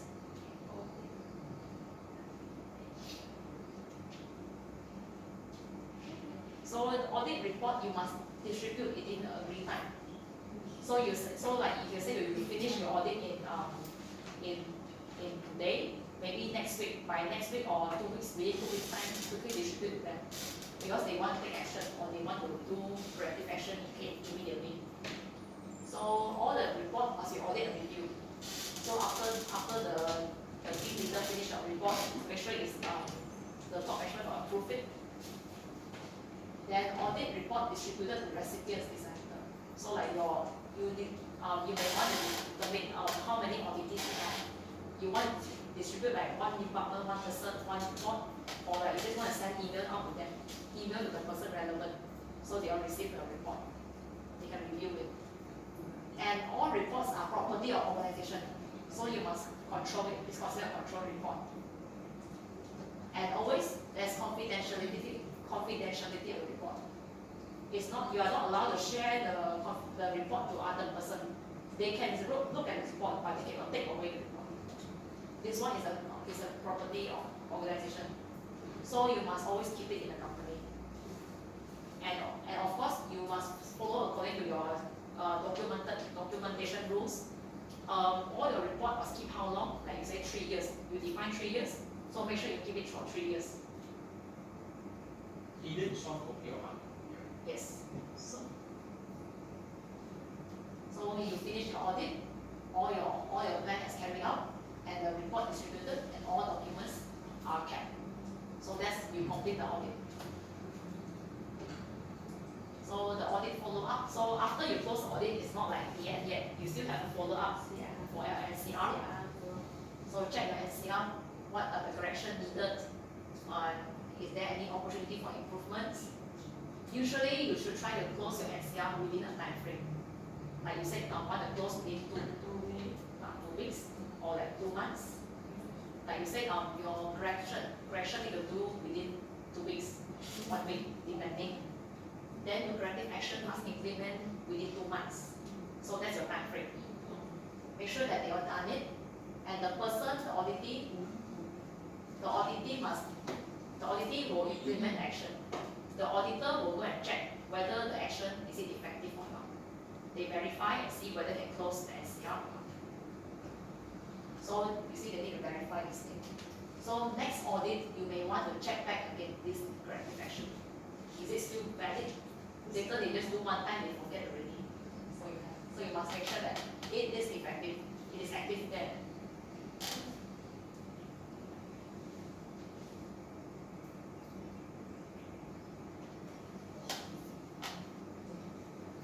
See, this is non-conformance report. So this one over here, this one I highlight about 14,000. So 8.2, you are highlighting 8.2, emergency preparedness and response. So like this one, the first one is like fire extinguisher, expired. So what's the root cause? There's no inspection done. So correction, immediately do what you can immediately do. Inspect for any fire extinguisher, request for replacement,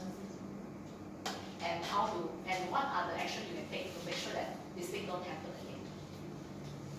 This is a fire extinguisher. You prepare a list so that you can trace them. By verification, let's see. Have they request for replacement? And all that, and the fire extinguisher, is it replaced? So is it done? Then the auditor will say, okay, yes, good, and then verify. So another example. This one we use environmental aspects. So 6.1.2 talk about aspect and effects, right?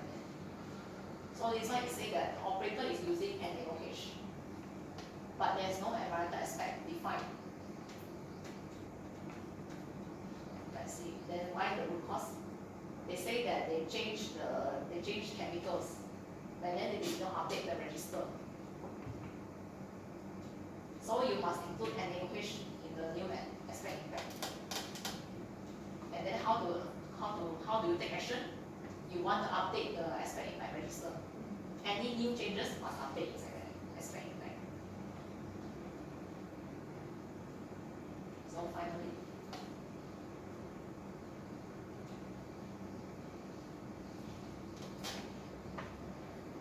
so this is some of the example and see that can commonly happen.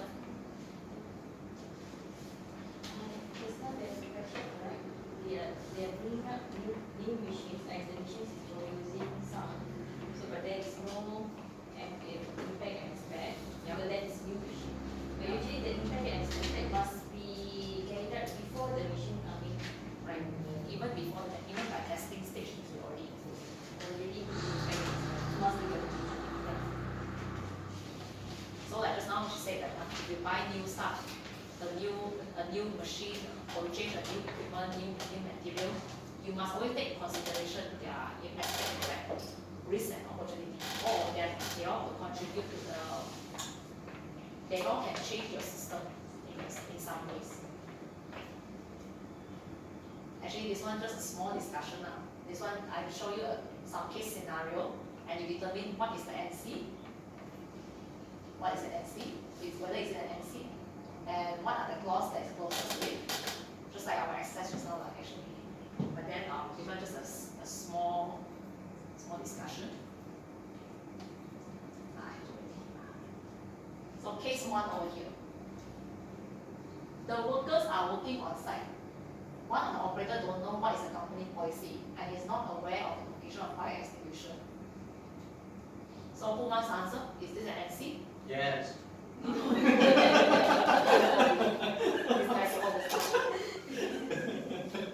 Very fast, huh?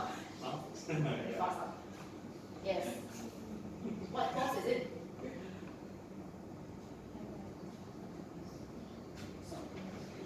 Or two. 5.2. 7.3.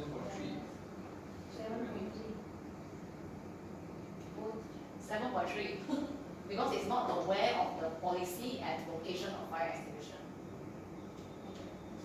Yes, a policy can work if I did not mention the back part, not aware of location of fire extinguisher.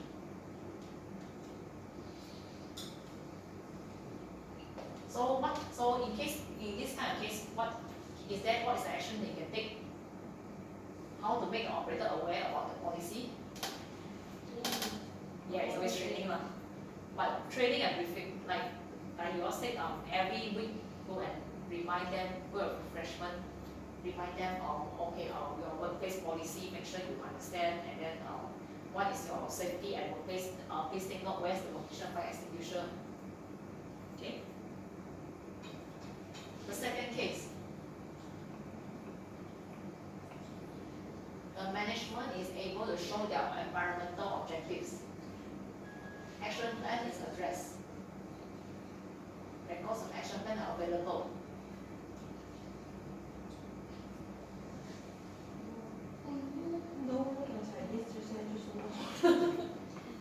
No. So what is the closest clause to it? Since we talk about environmental objective, definitely 6.2. Okay. Case 3. This one maybe step 1 or step 2.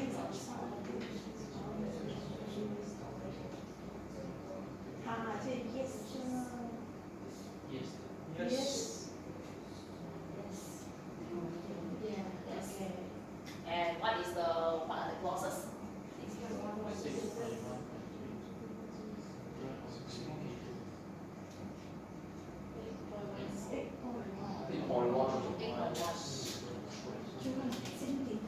I believe both 6.1.3 also can apply, right?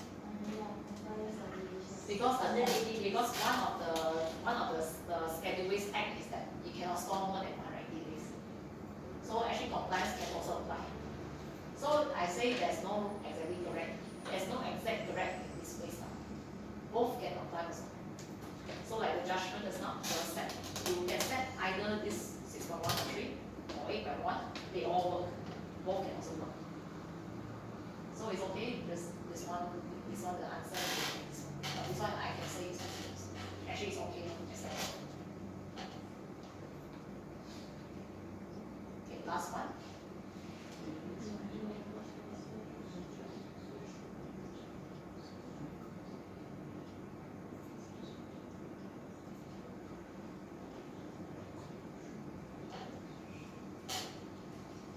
Yes.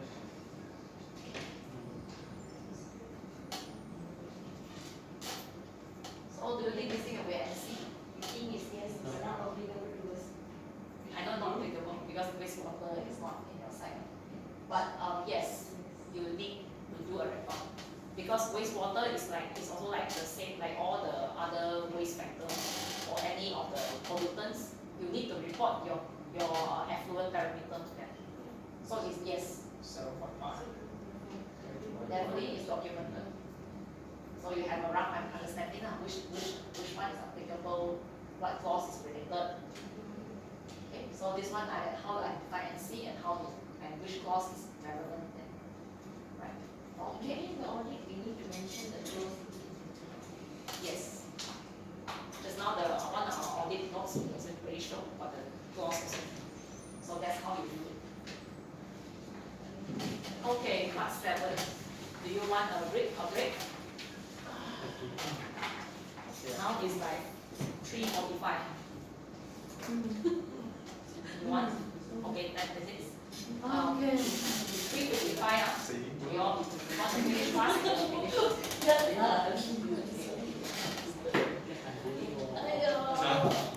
Seven is the last part.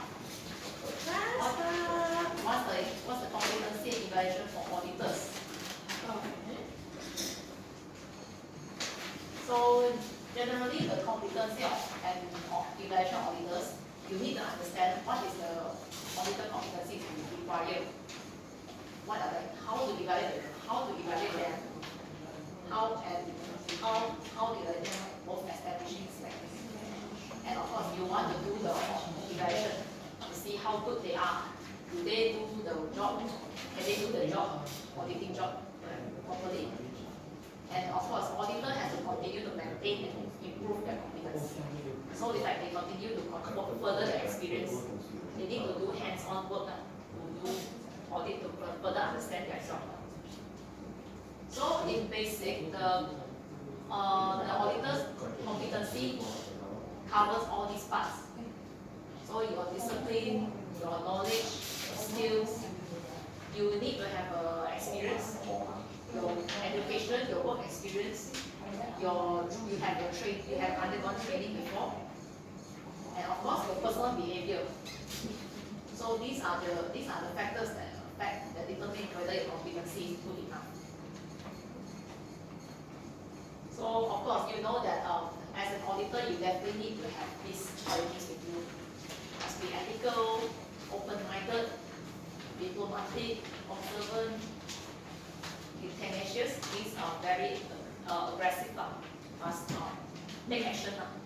Then decisive, self-reliant, open to improvement, culturally sensitive, collaborative. And auditor must not be. We are called on that. You fall on that problem. Will you do this thing? Lazy or Lazy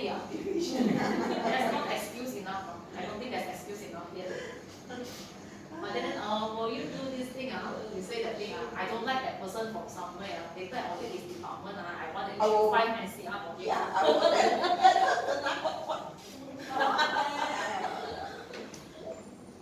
Or like what, you want to issue NCR, then the boss will say what, later I don't want to give you salary.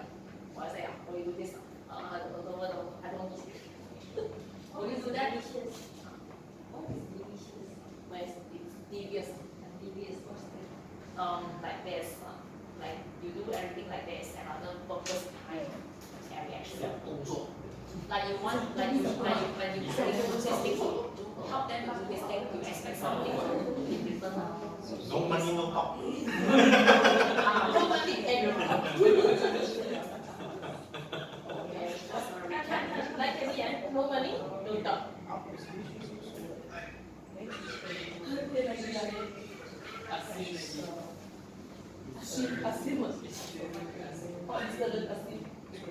These clients, I am from the stores department.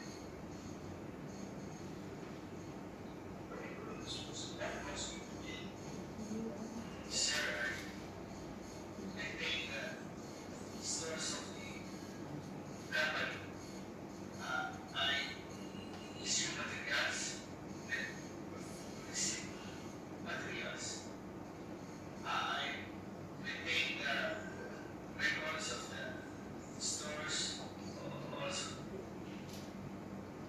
Suppliers. First you receive the deliveries, and then you issue the deliveries. What is it? Keep the gun box of them.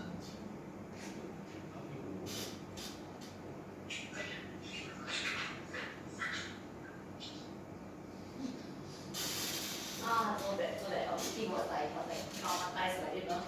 But then you can see this auditor, the body language you can see like he just the auditor is trying to explain things. Maybe he's nervous or like he feel a bit not used to it yet. So but then the auditor you can see he keep like slapping his face and like don't want to pay attention. That kind of body language is not a good body language. You have to try to make it not to say you have scare the auditee lah, but you have to make the auditee feel comfortable, and then you like try to guide them. Maybe you try to break, like just now he asked this question also asked too long, like what is your job and what records you documented. He asked too long. Maybe he have make it more simple, like okay, what is your job here? Then yes, and then maybe you like tell them, oh okay, you do the maintenance of the record, okay, and then only then you start slowly go inside. Like you not only you ask them, you sometimes when you ask your question, you can try to guide them to go through what they all can prepare, what they all need to go through. So at least they all can have understanding. Not like that auditor just now just everything just we jump to the conclusion only to say, oh you say this thing and that thing like contradictory, you are wrong. End of story. So that's how the auditor's attitude. Why you need to be open-minded? Why you need to be have to be ethical? Everything is because it's part of the not only part of the job, but it's also part of your management skills. It's one of the management skills. You will be handling the people when you are auditing them. So for auditors' knowledge and skills, you need to have a basic knowledge about the management system auditors, about the audit management system business companies. So you need to understand what is the principles, process, and methods used for audit. What's the standards? Any standards you are taking, like you are taking ISO 9001 or you are taking 14001, then you will be more that kind of expert. Then you want to understand what is your organization and context. You must have a basic understanding of your company. Of course, if there's any requirements, regulatory requirements, you must take that into factor also. So like Ms. Jane here is the SEPSWAM holder. She take into factor the DOE requirements. Those are additional knowledge that could help with the skills. And of course, your discipline determines what is your competency. So what are the management system requirements? Like for 14,001 focus more on the environmental part. So maybe the safety team is the one that in charge. So they are the one who may lead these audits. What are the fundamentals of discipline sector? So it sounds like you said the 14,001 here, it focused a lot about emergency preparedness. It focused a lot about the environmental aspect and impact. So if you are working as a 14,000 auditors, you need to have an understanding about what are the disciplines. You also need to understand your aspect impact. You need to understand what are the law that are related to the environment and how the discipline is being applied. So your practice, your basic practice, like you need to understand what is your role in maintaining protecting the environment. And maybe you want to understand a bit what are the emergency procedures in case there's an accident. Any principles, methods, and techniques that are related to the discipline and sector. So because audit you always use risk-based approach. Risk-based approach is one of the principles. So you must always take into factor to determine and evaluate risk opportunities. So like when you are doing an auditing, you look in the aspect, an object, an aspect, activities, anything. You try to take into consideration the risk and opportunity that may happen by this activity or the object that's creating this thing. So what are the general competence an audit team leader has? So audit team leader, they are like one level above all the auditors now. They are like more experienced. They are the one who will lead this audit. So during the audit program, they are the one who will be leading. So the audit team leader, they have the authority to plan, audit, and assign the tasks. Definitely, they are the one that the decision maker. So they are the one who will plan and assign. And they will discuss with the top management any issues related to risk opportunities. So actually, the leader will be the middleman between the auditors and the top management. They are acting as representatives to talk to them, to deliver any content, communicate any issue with the top management. So they also must work together with the team members so that they all can conduct the audit properly. Manage audit process, definitely the team leader is the one that make decision. Because they all want to decide whether want to decide is it an NCR or whether want to open an issue at NCR or how to take action to solve a finding. It was the leader who will make the decision. Represent audit team in communication related to audit. So yes, they are the representative.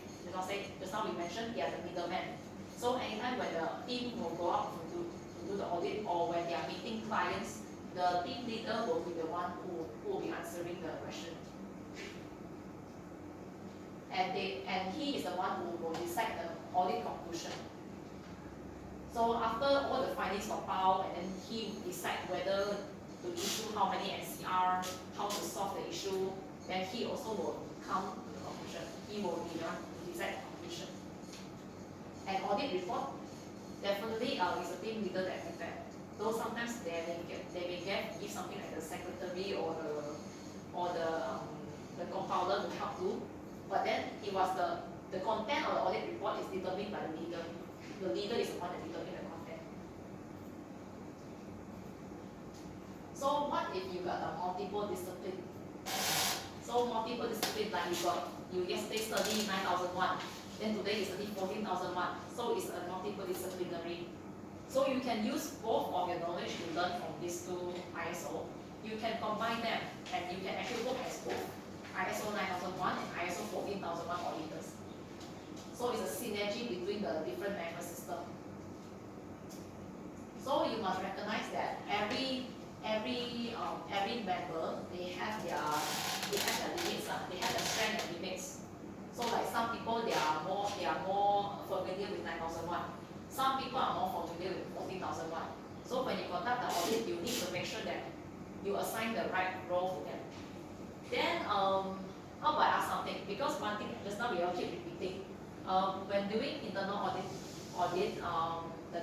the person who is audit from the the department cannot audit their own department. So how are they going to have the knowledge to do the audit? This one brainstorm a bit.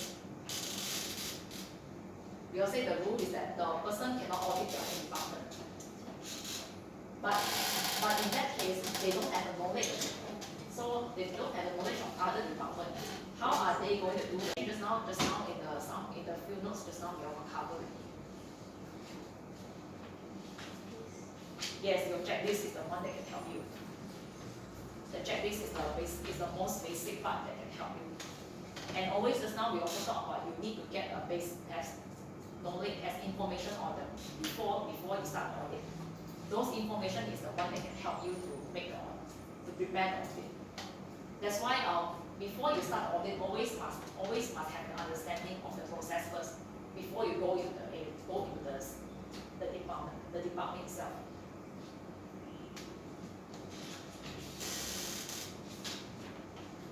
So how do you achieve the competency? You need to have complete the training. You see you need to have the generic auditor's knowledge and skills. And whether you have some experience in relevant technical or any skills, you sometimes after you go through a certain work, you become more familiar with the work. So when you become auditor, you will understand, okay, this work definitely will check.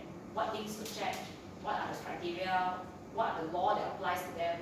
So you will know after you have your experience. And maybe you also want to go attend training or extra education related to the discipline sector. So like maybe the competent person, they are under the 14,001. They will need to go and attend their trainings. They need to complete their cert, their requirements, and then their training can be used to apply for the 14,001. So, and another thing, most of all, you need your experience. You need to learn to involve in audit so that you can acquire the auditing skills. You understand how to ask a question. You understand how to actually properly identify NCR, how to identify any findings, how to write a report. So this one is in your experience. After you join the audit, you help to do that. You help to do some of the audit. You will get some experience. And of course, to become a team leader, you definitely need more audit experience. You need additional audit experience, and you usually need to work under the direction and guidance of different audit team leaders. So like after you work as a normal auditor, work for maybe like 3 years, the senior auditor may think that, okay, you look like you've got experience a bit, he want to take you in, he want to train you as a leader, then you can go. So maybe you follow them a few more times, then maybe a bit of exam, you will get your qualification, become a team leader. So this one is like how they do the job finding. They find the right job person. It's actually almost like how the usual job they usually do. Like what is the education requirement? What is the experience needed? Any work experience? Any training? Roughly like this.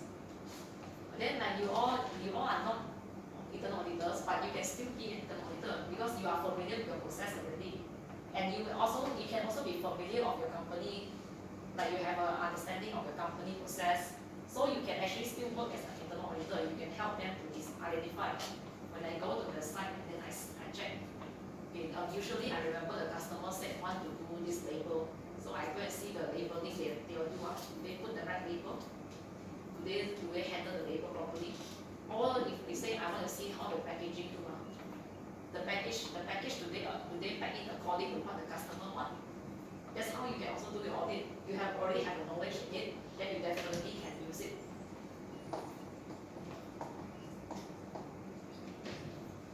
So definitely auditor evaluation criteria. The criteria here is how they evaluate the auditors. So usually the criteria used to evaluate is either qualitative or quantitative. Qualitative means it's something like quality lah. It's like based on their observation. You see their personal behavior, their knowledge and skills. You cannot calculate personal behavior. You cannot calculate the knowledge and skills. But at least it can give, but at least you by observing this thing you see observation or like review their past experience. By looking at it, this aspect, you all can know, is this person has the right attitude to do the job. Then quantitative, of course, is the one that can calculate. So the more experience, the more years you experience as auditor, you may have more understanding of the job. So like how many years you have working, how many numbers of audit you conducted, how many trainings you have attended. They are quantitative. And of course, what is the right method to evaluate the auditors? You want to check back your review of records. Your review of records is like your training records. It's like your training records. Then feedbacks. Sometimes your employer, your boss may give feedback or comment saying that how good is this employee? Are they suitable for the job? Then of course you need to interview the person. You want to interview and see whether that person is the right person to do the job. Then after, like, maybe if you want to take them in, you let them go through training, go through some experience. You want to do testing. You want to test their competency. Maybe you want to test their knowledge. Test on how familiar are you with ISO 14000. And then how are you able to conduct audit? Can you answer questions properly? Can you ask questions? Can you observe NCR? Post-audit review. Post-audit review means usually after you do an audit, you want to evaluate the new person. The new person he sometimes may raise some issue or he has some opinion. He observes something in the workplace, so he may tell you, I noticed something like an NCR or something. So you can take note of that part. That one is like his performance. So you want to take note of that part, and then he say that, okay, after audit you want to tell him, okay, just now you raise up, you got to take observation of the workplace and all that. That's not a very bad thing.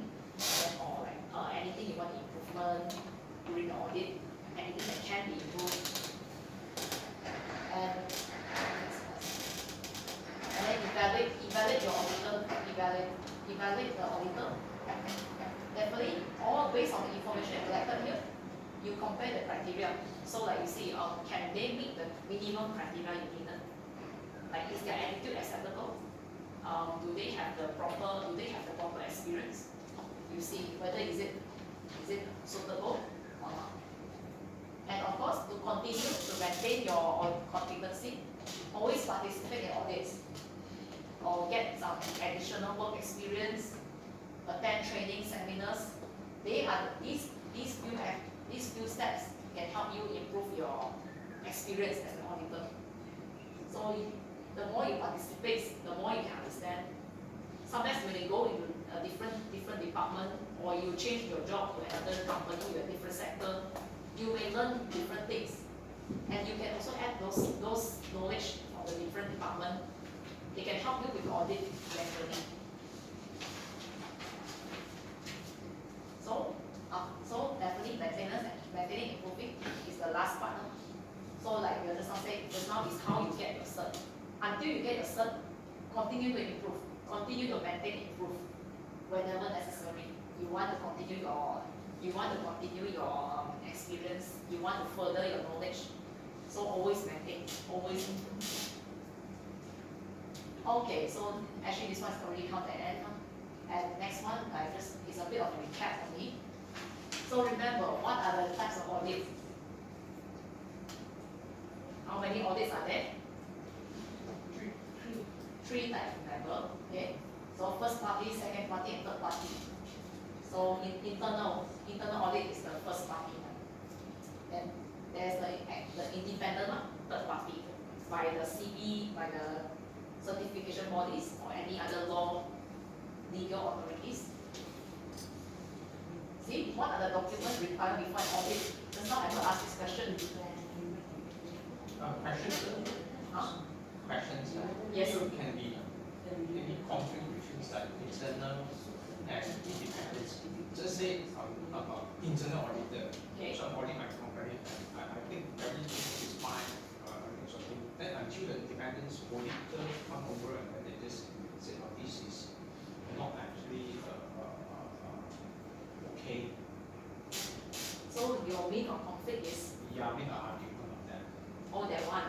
Oh, because I know independent they all can give their opinion. They all can say, oh really your internal audit has no findings. They can ask this thing, but they cannot tell you whether you are doing it right or wrong. They all will just say, oh, looks like it's not bad. Your internal audit has no NCR. Actually, they all don't say that you don't have NCR is not good. No, it's not like that. But the criteria says that if there is no NCR found during the internal audit, then the lead auditor usually will do the justification. They always say that maybe because the sampling cannot cover everything. So that's why some of the NCR was missed out. And then some cases like there are some situations like maybe during the day of the time audit that department was shut down during that time. So maybe that's why you miss out the audit, miss out the NCR. The third party they can only give ideas. They can only say, okay, maybe next time you can you might want to pay attention on maybe this segment more. But they cannot issue NCR to you because your internal audit has no finding. No, they won't do this. They can give comments. That's the only thing. So your documents you need to prepare before audit. Make sure you prepare this thing ready. How to gather information during an audit? 2, 3, 4, 5, 6. There can be more. There can be more than this. What is done after an audit? After you conduct an audit, you want to go and you have to go and write a report. You want to present your findings. You want to generate non-conformance, write a report, distribute a report, follow up on corrective action, verify effectiveness. And of course, it's not the end. You still have to keep follow up sometimes. So what is the qualification? I will say 3 parts, the three main criteria. Personal behavior, work attitude, the work experience, knowledge and skills. Right. So that's all. Our recap is done, and that's all today. So anyone still want to raise any question?